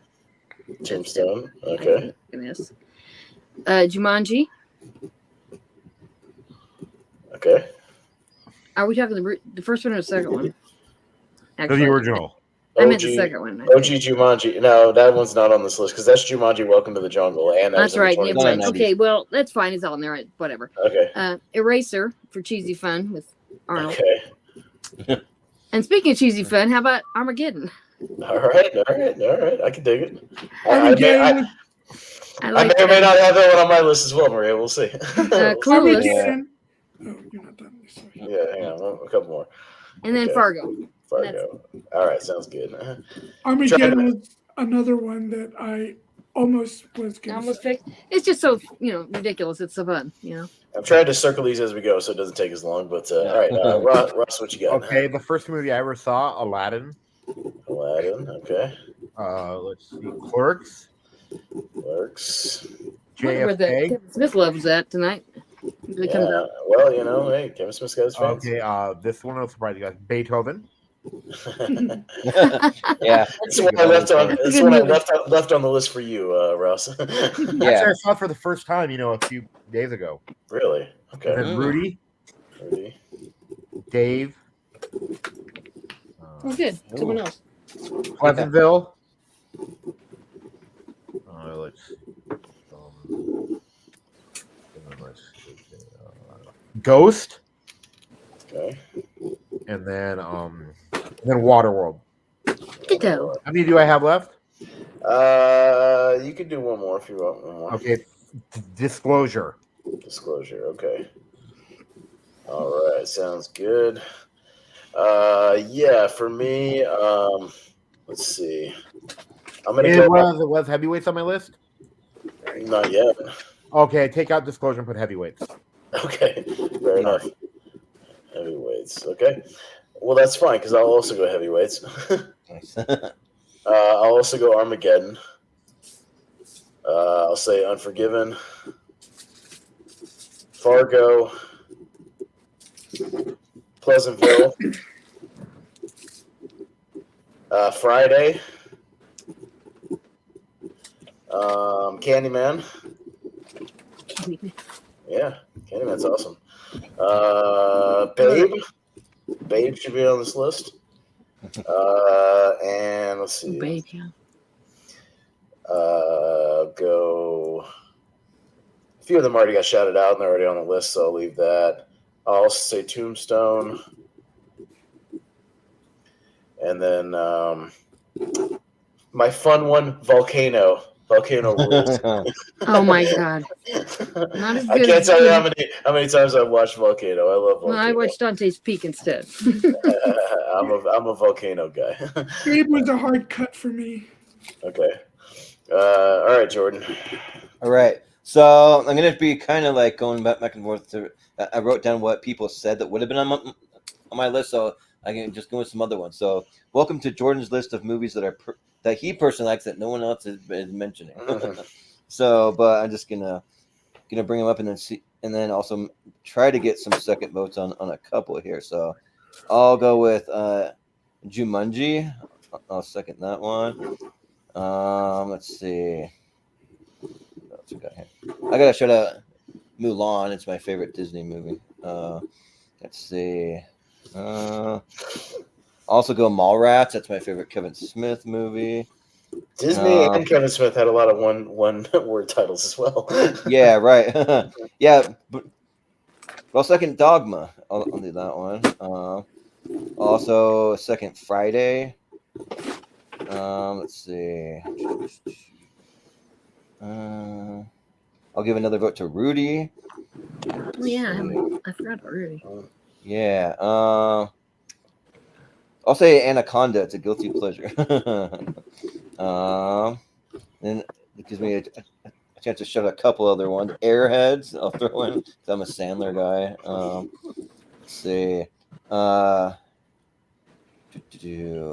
just skipping all the ones that have multiple votes. So I'll say Arachnophobia. I'll give another vote for that one. And the last one, I'll just say Coneheads, because anything with Chris Farley that is okay with me. So. That's pretty fun. All right, so guys, give me just a minute or so to write down all the crossover movies that we'll be doing rapid fire voting on. So talk amongst yourself for just a minute, and I'll be right back with you guys. Oh, Austin, Can I give you a second vote for Volcano? Also, I think Volcano's awesome. So Okay, that one. sure. Here's the thing Jordan, about Volcano. I mean, You give me a never break yeah. with that thought about Rush. lava coming Volcano's down fun. the streets. I mean, It's like one of the most fun Tommy Lee Jones movies. oh, he's so dour and everything. It's like, calm Yeah. down. No, he's lively in that movie. Yeah, he is. Yeah. Well, he's lively in Batman Forever. I think he's my favorite. Yeah. He was Fugitive still is Fugitive, but lively other in than that, he was still he's lively in the 90s. down He saying still had it. some. Yeah, he still had Yeah. some spark. yeah. Under Siege, he's lively in. He wasn't half Yeah. dead until like the mid 2000s. You know. Hey, Jordan, though, you never told us what you thought about Rushmore. Oh yeah, so I watched Rushmore for the first time, and you know what? It's about a C tier for me. Like, I think out of Wes Anderson, like out of all his live action ones, I think it's the best one. I'm I surprised really you like liked Jason. it. That didn't sound like one of your movie. Yeah, Wait, a C I really tier like means you Jason. Like them? well, it just means that it. Well, that for Wes it's Anderson, good and that's not good. bad. Yeah, for me, like because almost all Wes Anderson movies, I give a D or an F. I'm not a Wes Anderson Wait, guy. but what do you think about the? I remember you didn't mind the Royal Tenenbaums either, though. Yeah, but I like Rushmore better than that one. I just really like Jason Schwartzman's character. I thought he was really cool, and like it's probably the best one of Wes Anderson for Bill Murray too. So yeah, I think it's pretty good. The only Wes So- Anderson movie I hated was The Life Aquatic. Same. Was what? Yeah. The Life Which of one? Steve Zissou. Oh, yeah. It could go on a royal tangent. I don't really like about him. Wes Anderson, but Does it? Okay, so I think I'm ready. Let me count. See what we got. 1, 2, 3. but 5. I'll just say one last thing that like Rushmore just had too many of the Wes Anderson isms. That everything's centered and like the color scheme and the weird, I don't know, just weirdo stuff. But they use actual real sets. It doesn't like real location. It doesn't look like they're on like a fake movie set. So All right. I so- like Wes Anderson because of that, because of the fake movie sets. I like my yeah. stylish. Yeah. yeah. All right, so here's how it's going to work. We got a lot of movies to cover, but it's going to be all rapid fire. So these are literally just like letter Yes or grades. no? And I go up and down the same order, just letter grades. That's all you're basically giving me. So we got 19 to get to. That'll like crossovers. So quite a few, but there's a lot of movies. But again, these go quick because it's just letters, and I'll try to get them up as fast as I can on this list. So just give me your letter grades. We'll go in the same order. So Steven, we'll start with you. And I don't have these in particular order. I just wrote them down as I got them. So cliffhanger. What do you got? S. Okay. Eric. Take a drink. Okay. Maria. S. Yes. Russ. B. I'll go A. I'll say B. Okay, so it's right in the middle and an A. So I will throw it up. I'll try to throw these up there as quick as I can, but all right, so kind of right in the middle of A there. All right, next will be Volcano because of Jordan's last minute things. Steven. A. All right, Eric. Take a drink. I have seen Good the other check. one. Oh, Volcano's better. Maria. Yeah, I have seen D. that this week. B. Russ. D. D. Fuck off. I didn't want to go that far. I didn't hurt his feelings. Volcano's a S. I mean, I nominated it too, but I'll say A. How dare you? How dare you? Yeah, I mean, it's still fun. Still good. All right, I'll just throw it in there somewhere. All right, Jumanji, Steven. B. Okay. Eric. A. A. Maria. A. Ross. A. I'll go A. I'll say S. I love Jumanji. I wore out the VHS, and it's my highest ranked movie that we didn't cover in the main round. Really? I like the Yeah. second one, Welcome to the Jungle, more, to be honest. Okay. Yeah. All right. We'll go It's good. to Yeah. next. We'll go to PTA Magnolia. Steven. S. Okay. Eric. S. Yes. Maria. F. Wow. Hate that movie. Okay. Hate it. Movie's polarizing. F. F. I thought you said S. No, she said F. Okay. Ross. As in fuck them. I'll go A because I've only seen it once. Yeah, I've also only seen it once, so I'll say A. Okay, so 3, 2, and a 1. So it's probably gonna be like top of A for right now. Let's see how it holds out. I mean, it's close. It does have 3 S's, but yeah, it's probably gonna be for now. I'm trying to scoot over there. God damn it. Okay. Yeah, sometimes we don't want Yeah, there you go. Okay, Rudy, Steven. Haven't seen it. Haven't seen it. Okay. Eric. Take a drink. Take a drink. Maria. A. Ross. S. See, here's the thing. Again, according to the topic, if we in the football one, I give it an S. This one, I'll give it an A. Is it not the football one? Well, I mean, I'm saying the topic of the show was football movies, and I put it in S. Yeah. Gotcha. You know what I'm saying? Like, I'll sometimes go according to the topic. You know what I mean? I get you. Against all these other movies, I'm like, it's there's just no an A. like already. Yeah. No, it's just an A. It's just an A. And I'll say S, but it's literally my lowest rank S of all the S's I have. But I'll say S. Okay. All right. So 2 and 2, kind of. The movie makes me want to be a better person. All right. Steven, Or Pleasantville. shorter. Yeah, right. Wait, for what movie? Pleasantville. Oh, Pleasantville. Okay. Steven? Oh, S. Yeah, I didn't hear you. Sorry. All right. Eric. Take a drink. Pleasantville's great. Go watch Pleasantville, like right now. Yeah, I know. Like, I've heard Amazing about use of black and white with color. And color. Yeah, it's great. Yeah. Maria. F. I don't like it. What? Never Yeah. have. What? I just don't like it. I don't like those What? actors. I especially don't like what's her face. Reese Witherspoon? Yeah. It's one of her better movies. I don't know. I think you will like Shepard. her Russ. in Election. She's hateable in S. Election. You will like it. S. Okay, I've watched it. Yeah, Pleasantville, I'll go S. I mean, I was going to say A, but because of Maria's, I'll say S. we gotta balance this thing out. We gotta balance this thing out. Yeah. Yeah. All right. Gotta have some strategy. All right. Okay, Friday, Steven. See, I've seen it, but I don't really remember it, so I'll just say haven't seen it. Okay, Eric. What is it about, by the Yeah. way? It's about a Friday. Is it like It's Ice a Cube? regular Friday. Yeah. No, it's Ice Yeah, Cube and okay. Chris Tucker. He loses his job. They're hanging on the porch. It's Yeah, yeah. it's a Yeah, I one know. crazy day movie. It all takes place on one day. I'm kind of worried now. I'm assuming these movies are something that they may not be. It's got Debo, you know, the big bully. Yeah. Anyways. Yeah, I've seen it. Chris Tucker, right? It's a high B for me. IB. Okay. Maria, have you seen it? I give it an A. I thought it was funny. Okay. Russ. A. S. Jordan. Yeah, it's Friday. You ain't got no job, and you ain't got shit to do. S. S. Yeah. All right. Yeah, that movie gets better every time I watch it. It's great. It just keeps getting funnier each and every time I see Sure it. does. Unforgiven, Yeah, oh, Steven. S. Yes. Eric. S. Okay, Maria. S. Russ. It's been years since I've seen it, but I remember thinking it was okay. So B. S. Yeah, I'll say an easy S. I haven't really evaluated it, but it may be my favorite Western of all time. It's close. Yeah, Okay. probably the same for me, actually. All right. Yeah. So there you go. It's got a 5-er. So 5-er's up near, actually above Titanic, I think. So, okay. All right. JFK is next. Steven. S. 3.5 hours that flies by. All right. Eric.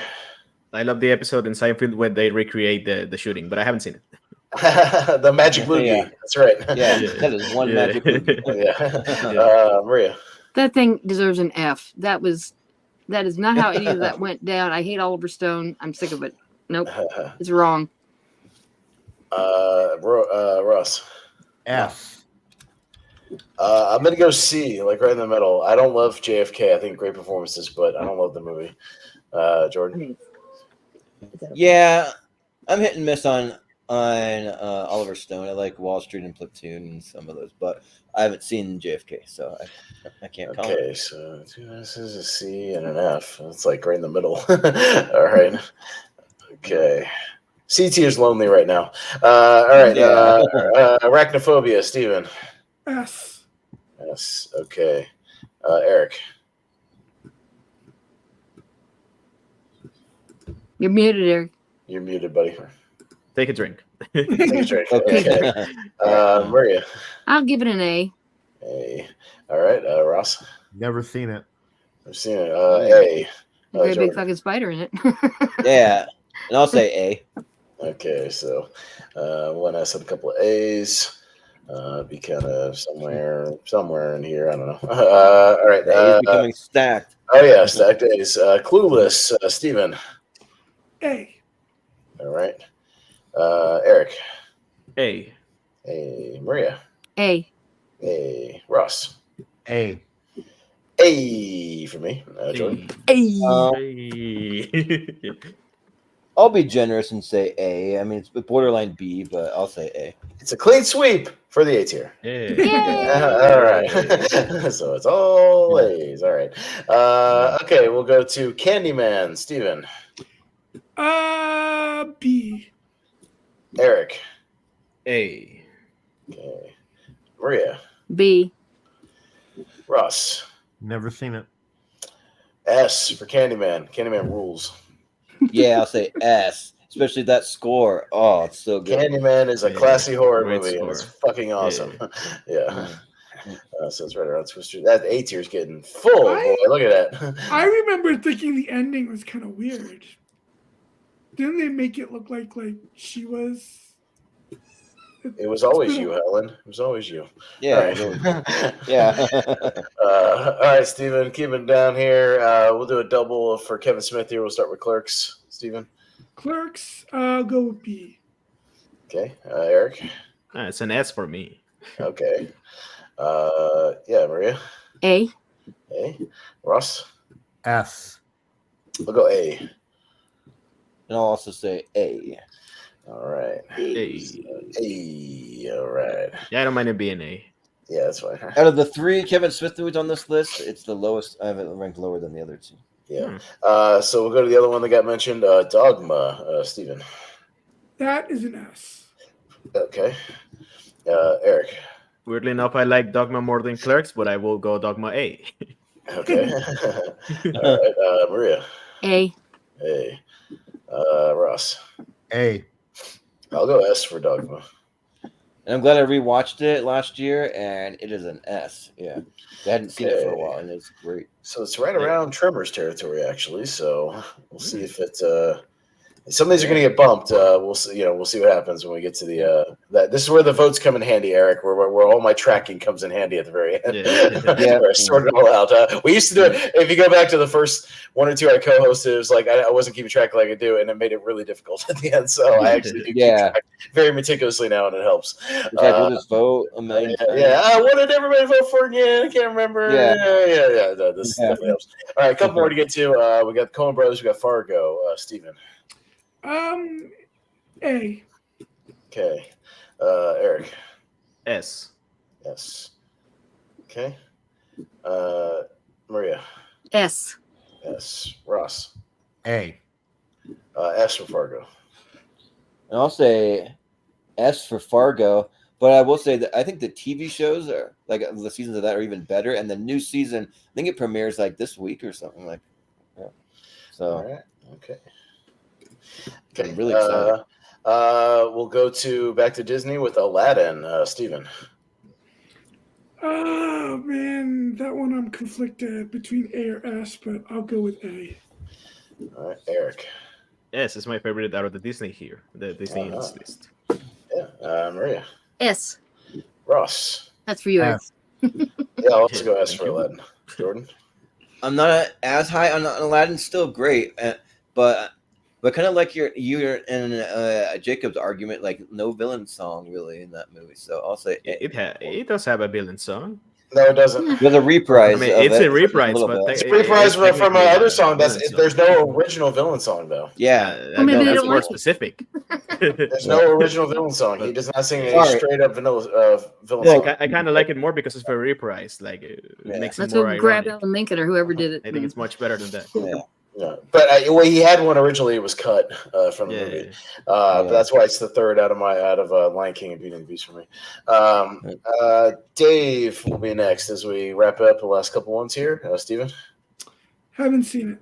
Okay, Eric, take a drink. Take a drink. Okay. Wow. Maria? A. Ross. A.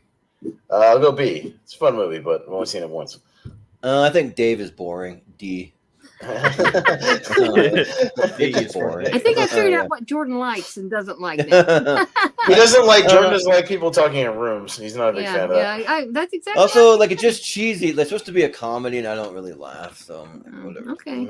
Yeah. Did you like Oppenheimer? Yeah. No, I love Oppenheimer. It's my favorite movie of the year. Oppenheimer. Love Too many Oppenheimer. people in rooms talking. Oppenheimer rules. That movie's fucking great. Oppenheimer is the best. I saw it 3 times in theaters. I can't get enough of it. And Yeah, the, only same, thing I saw it 3 the times. only thing I'm pissed about, Eric, right now is the fucking 4K's on back order right now because Oh everybody yeah, bought 'em I've up. seen that. Yeah. Yeah, a lot of people. Yeah, I Oh, went to Black Friday. They had Blu-ray copies, but they were sold out of 4Ks. And then I ordered it online. It's like it's not going to be here for like another month. I'm pissed. It's like fuck. Yeah. But it's all right. We're on the 2 hour mark. that's I'm three like, times this a movie day. needs to be over. What is happening? Like, why is this movie going for another hour? I'm It's like, not Because long of the enough. aftermath. It's not long enough. I can go for another hour. I just Let's wanted go. to like walk out of the theater, and I'm like bored. Tombstone is our penultimate. Steven. Hey, Hey, Eric. Tombstone. I live very near to Tombstone, Arizona, but I haven't seen it. I have it on Blu-ray though. Oh, nice. Okay. It's coming out. That's another one's going to be on 4K next year, from what I hear. So, Maria. Yes. Okay, Ross. S. Yeah, I'll go S for Tombstone. Yeah, I'll say S. Like, and I love Val Kilmer in that movie. Not I a think lot he's talking so in that much one. fun. In rooms, anyway.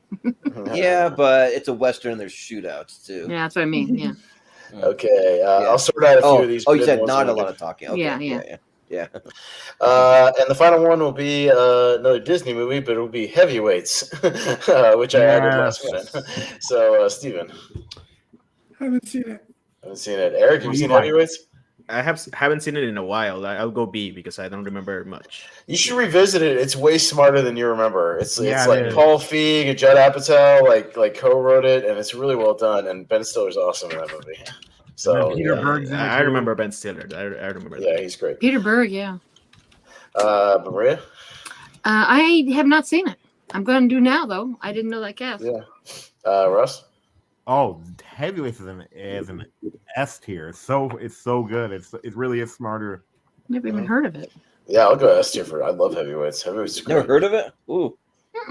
Basically, Yeah. Ben Stiller's character is a younger version of the character in Dodgeball. Dodgeball. Oh, Yeah, really? so I'll say- Oh, Yeah. cool. Yeah, we're percusizing. Yeah, it's Yeah. an easy S. Like, for me, attention campers. Until further notice, lunch has been officially canceled. Lunch has been canceled due to lack of hustle. Oh yeah, yeah, that's what it is. Yeah, due to like a hustle. Yeah.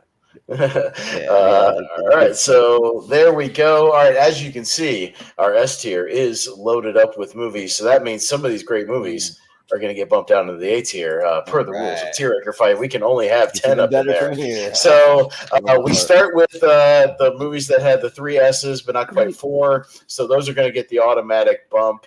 So goodbye Heavyweights, unfortunately. Goodbye Dogma. Dogma goes. Unfortunately, my Tremors is going to go with 3 and 3. Yeah, let me double check and make sure. Yeah, Pleasantville. The votes count. Okay. No, they do count. Yeah, I mean every vote counts especially when we get to this part. I didn't know they were doing that. Oh yeah, that's what happened because we can only have 10 in the S tier. So now actually, even some of these ones that have 4 are going to get bumped as well because we can only have 10. So we got 1, 2, 3, 12. So we got 14. So 4 of these have to get the bump. So the 4 with the lowest votes get the bump. So let me go to the votes. Pleasantville has 4 S's and an F. So unfortunately, with that F, it's probably going to get bumped. Oh yeah. On it. I tried to give it another S. I know you did. Aladdin. Let's see. Aladdin has 4 and 2, so that could hang on. Tombstone 4 and 1, so that could hang on. Let's go to Heat. 4 and a B, so that's kind of in last place at the moment. Fargo has 4 and 2, so that's the same as Aladdin, and then Casino has a 4 and 1 also. So Heat gets the bump with the 1 C. Even on tier ranker fights, even if he gets a 4 S, it's not guaranteed. It's not Goodfellas. I mean, let's face it. Yeah. I love it, but it's not. Speed also has a 4 and 1, And then we go to GoldenEye, had 4 and 2. So a lot of these have 4. We don't get to 5 till we get to Scream has 4 and 2. Titanic has 5 S's, so it kind of cuts off right there. So, this is going to be nitpicky. Let's see what we got. We're gonna do this. Get rid of 2, right? Yeah, I'm trying to again figure out based on the voting. There's some 4 and 2s. Yeah, some 4 and 1s. Oh yeah, 4 and 1s would be 4 and 1s would probably be the ones on the chopping block just for lack of overall votes. Yeah. So that's going to be unfortunately Tombstone. Yikes. Yeah, Aladdin has had 2. Fargo had 2. I know I got so many movies on this chart. I'm trying to keep up, so I apologize. 4 and 1. Speed had 1. That's that one's. Casino's 4 and 1. 3, 4, 5, 6, 7, 8, 9. Oh, 1, 2, 3, 4, 5, 6, 7, 8, 9. Oh, so let's vote on these 2. Casino and Speed. They have the same. Aladdin and Fargo both have 4 and 2. So they'll hang on. These each had 4 and 1. So actually, we're gonna vote on this one to see which one hangs on to S tier. How many De Niro's do we have up there already? Goodfellas, just Goodfellas as of right now. Okay. So, all right. So this is what we're gonna do. This will be our first of our kind of mini votes here. So we will vote for which one you think goes up in S tier, Casino or Speed, and we'll go around the horn. So Steven, Casino or Speed in the S tier? Speed. Speed. Eric. I think all of the ones in the thumbnail should be in the S tier, so Speed. Okay. I tried to pick the most popular ones. I guess Speed. Okay. Ross? Casino by far. I'll go Speed. I'll go Casino by far. And there's also already an Scorsese in the S tier, so Yeah. All right. So by default, our 3 honorable mentions, even with 4 S's, Casino, Tombstone, Heat, will all be in the honorable mentions tonight. So that's going to be our defaults there. Speed will be number 10 by default. Don't forget that we will have a championship round for all the decades at the very end. All the top 10s will compete against each other in a big championship. Oh yeah, I'm saving all these tier rankers. Yeah, we'll have a big championship with all these ones. Okay, so our next ones: Scream, GoldenEye, Fargo, and Aladdin all have 4 and 2. So we got to do some voting here. So give me. Let's just go with this to start because this is always kind of tricky. But I'll go with what are your top 2 out of that group, if that makes sense? Give me your top 2 out of Scream through Aladdin. So Scream, GoldenEye, Fargo, Aladdin. Give me your top 2. Give me your top 2 out of those, Steven. What 2 would you vote for as your strongest out of those? I'm sorry, between Scream and Aladdin? Scream and Aladdin. Between Scream and Aladdin, what are your 2 favorites out of those? I'll see which ones get the most shout outs. Aladdin and GoldenEye. GoldenEye. Okay. Eric. Scream and Fargo. Scream and Fargo. Maria. GoldenEye and Aladdin. GoldenEye and Aladdin. Ross. GoldenEye and Aladdin. GoldenEye and Aladdin. I'll go Aladdin and Scream. Jordan. So we're not including Speed. That's going to be the bottom. Speed was the automatic because it got barely bumped out of the A into the S. So Speed is automatic number 10. Yeah. Man, if we were talking about the Fargo TV show, but we're not. So I got to go Scream and GoldenEye. Scream and GoldenEye. Okay, so the 2 with the most votes are Aladdin and GoldenEye. Oh man! So Scream and Fargo is going to be your 8 and 9 here, and Fargo with the least amount of shout-outs. So it's going to be Fargo, then Scream, Aladdin, GoldenEye. So now here we get into the 5s. I believe by default though, Titanic had Jordan's 1D vote, so it stays where it is. Sorry, guys. Yeah, Unforgiven had. Let me see here. Unforgiven. 5 and a B, and then Misery had 5 and an A, so Misery is above Unforgiven. So these all stay exactly where they are. And the 2 clean sweeps of the night, we will have to go to the votes. Goodfellas versus 7 for the top spot. So do you go Goodfellas or do you go 7 as your number 1? Steven. 7. Eric. I see 7 more, so 7. 7. Maria. Goodfellas. Ross. Goodfellas. Yeah, I got Goodfellas. Yeah, I think it's Goodfellas pretty easy for me. All right, so it stays exactly where it is, and that will do it, ladies and gentlemen. After much debate, and a very large A tier, a lot of great movies. But again, these are getting tougher. It used to be we would have a lot of like 3 S tier votes in the S, but it's getting tougher and tougher to where you almost got to get like 5 to hang in there and be guaranteed. Or at least a very strong 4 to even hang on. So yeah, there we go. So yeah, let's break this down and get out of here, Jordan. What do you say? Because yeah, it's been a good one. Yeah, but I'll just say, just real quick, just wait till we get to the 80s. The 80s, I still think will be pretty strong, but when we get to like 70s and like before, it may be like less in the like. I think it'll still be tough if we group a lot of the decades together, though. There's going to be some tough ones. So we group them together, yeah, because like. I think we decided we wanted to do just a 70s one, right? And then we're going to do before 70s, something like that. I'll have to look at the list and come up with some rough drafts and see what we need. If we need a straight 70s list or if we can lump some of the other decades in with it. We'll see. I'll play around with that. But yeah, so I'll break it down real quick, Jordan. Final for anybody listening, and then we'll get some plugs and we'll get out of here. All right, at number 1 for our one-word titles of the 90s tonight, we have Martin Scorsese's Goodfellas. Number 2, we have David Fincher's 7. Number 3, Rob Reiner's Misery. Number 4, Clint Eastwood's Unforgiven. Number 5, James Cameron's Titanic. Number 6, Martin Campbell, James Bond, GoldenEye. Number 7, we got Disney's Aladdin. Number 8, Wes Craven's Scream. Number 9, the Coen Brothers' Fargo. Number 10, Jan de Bont's Speed. And then our default honorable mentions tonight, even though they had a lot of strong votes, another Martin Scorsese with Casino.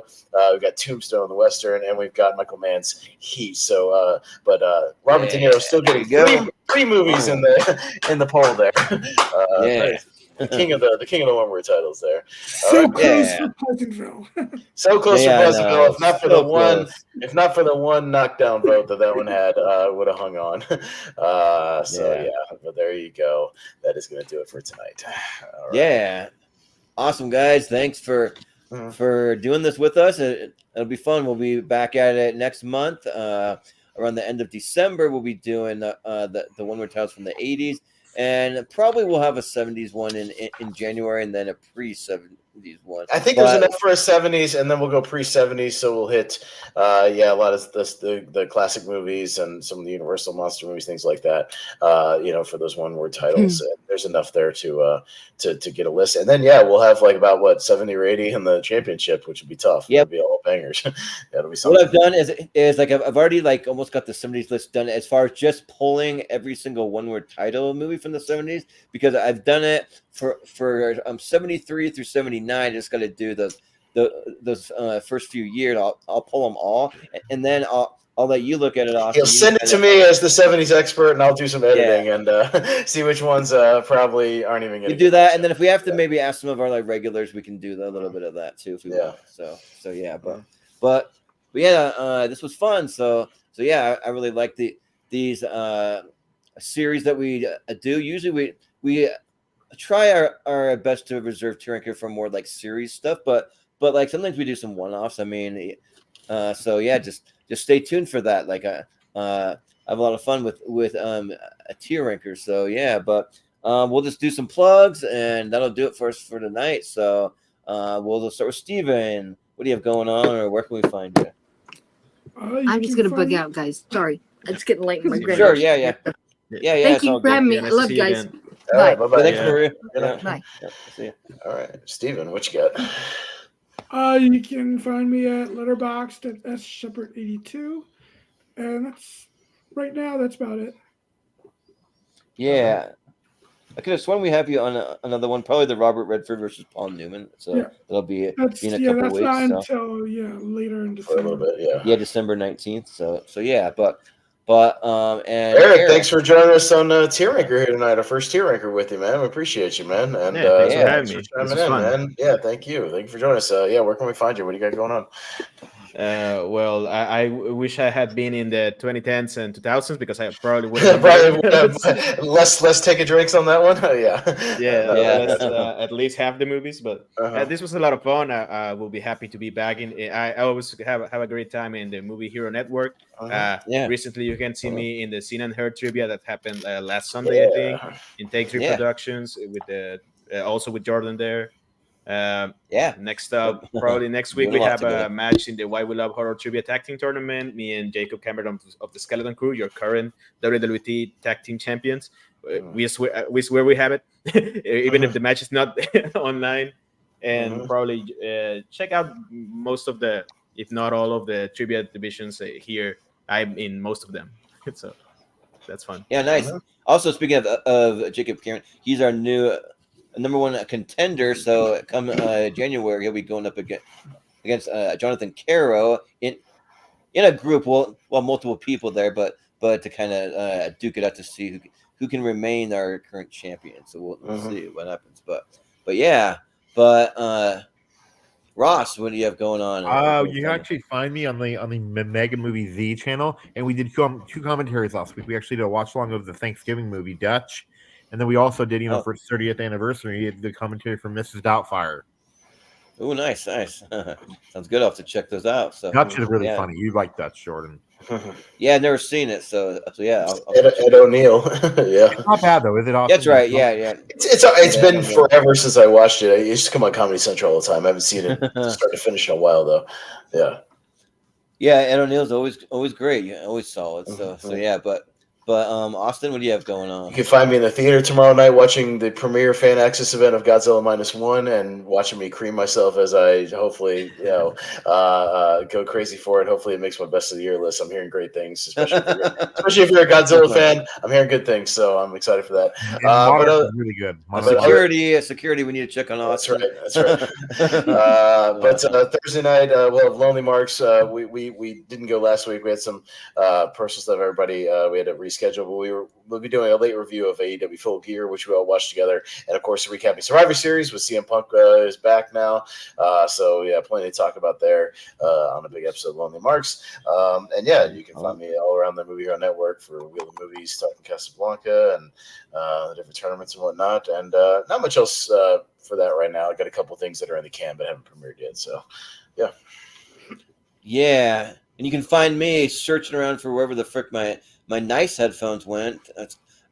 So I don't have to spend over $100 on new ones, but I probably will because if you've known me for how long, I used to lose things all the time, and I thought that I finally fixed that, but I recently lost my wallet and my headphones. So fun, but I found my wallet, but the headphones are still missing. So we'll see. But listen to any given podcast, and you can get a discount code for Raycon earbuds. Yeah, right. Yeah. Every other podcast is sponsored by Raycon. Because I always tell myself, so I need to just buy some cheapo earbuds. I'm probably gonna lose them, but I always go for nice ones. That's what I do for work, man. The ones I wear at work are like $25 earbuds because if I break them or they fall out or whatever, I mount $25, like whatever. Yeah, right. I get these headphones at Five Below for like $5. Oh no, I mean stuff I use for this. Yeah, these were like $10 in my job, but I mean, yeah, it's like I just mean my earbuds I wear. Yeah, or around just whatever, ones that if I break or lose them, who cares? Like, I'm not out much money. Yeah, the ones I lost were like $140 or something. So I hope I can find them, but it's all right. But you can find us on the social media at Movie Hero 2121 on X and Instagram. You can find us in the Showdown Friends and Family group. Trying to get some things posted, but I was on a break from work, so we were doing more on the channel, and now I'm kind of like semi going back to work, kind of part time during the holidays. My work's slow during the holidays, and then we get into some overtime after that. So I'm gonna try to get some of our recast picks posted. Probably I'm gonna say Thursday. Will probably be the day when I have the most time to do it. So and then the extended schedule, which is ready to go, but unfortunately, as soon as I bump over here, I gotta go straight to bed because I gotta be up at 3 a.m. tomorrow, but for work. But if you go to our Patreon, so a good time to sign up would be be like by the end of this week. If anybody wants to, we should have an extended schedule, so you can see about 4 months out if you want to get first dibs and send it for episodes before they fill up. And then there'll be some more podcasts. I have 2 podcasts that we've done that are not up there yet that I'm gonna try to get up there. And then we've been talking about a couple more that we want to do later this month and maybe early January. So we'll be having some more pop up on there.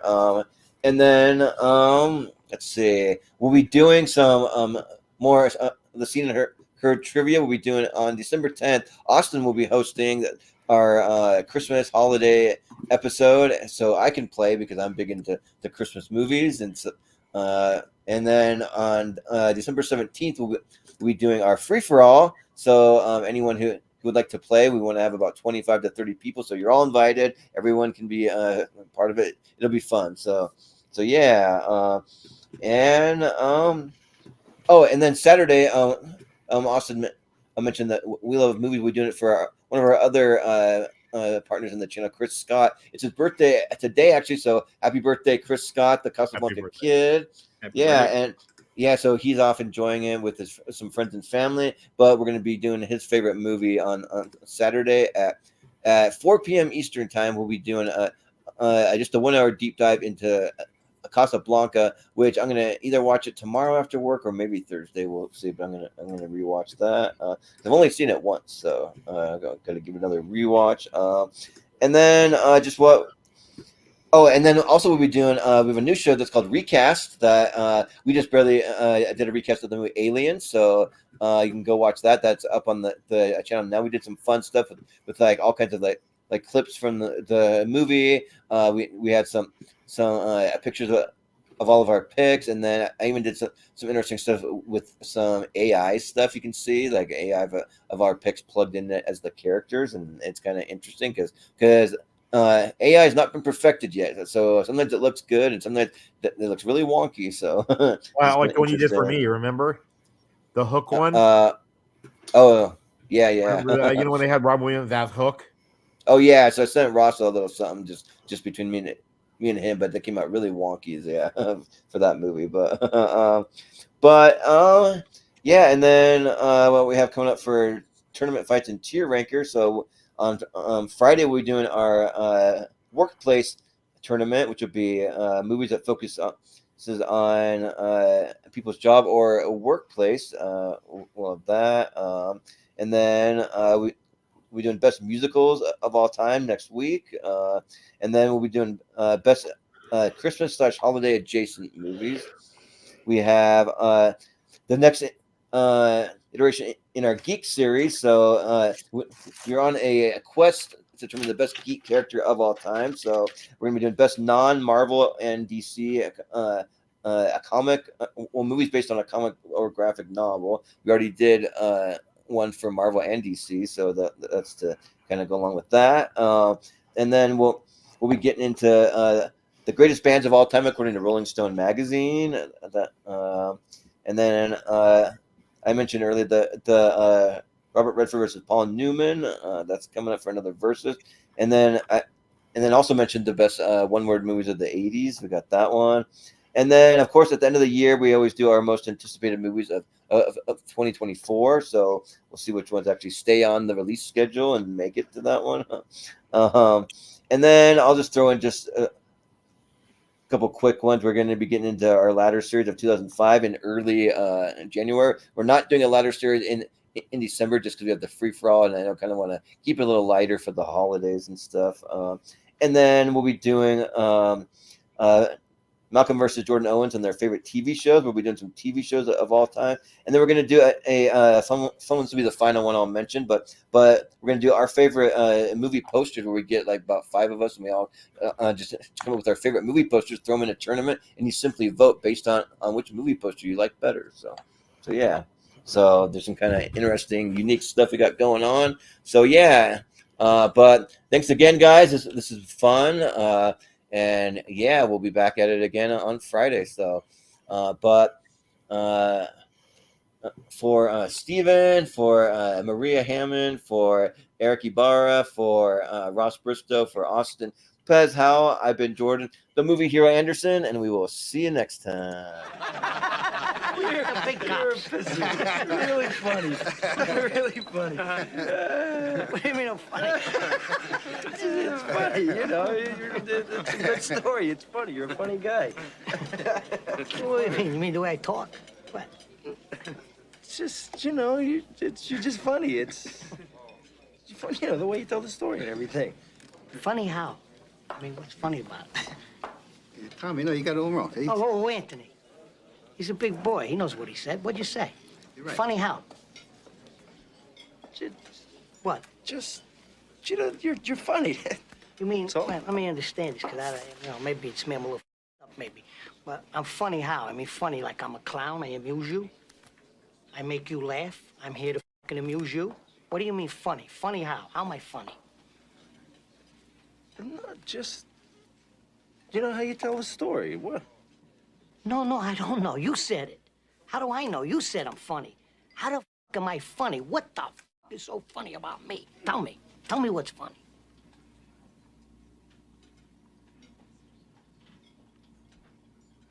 Get the fuck out of here, Tommy. I almost had him. You stuttering prick yet? Frankie, was he shaking? I wonder about you sometimes, Henry. You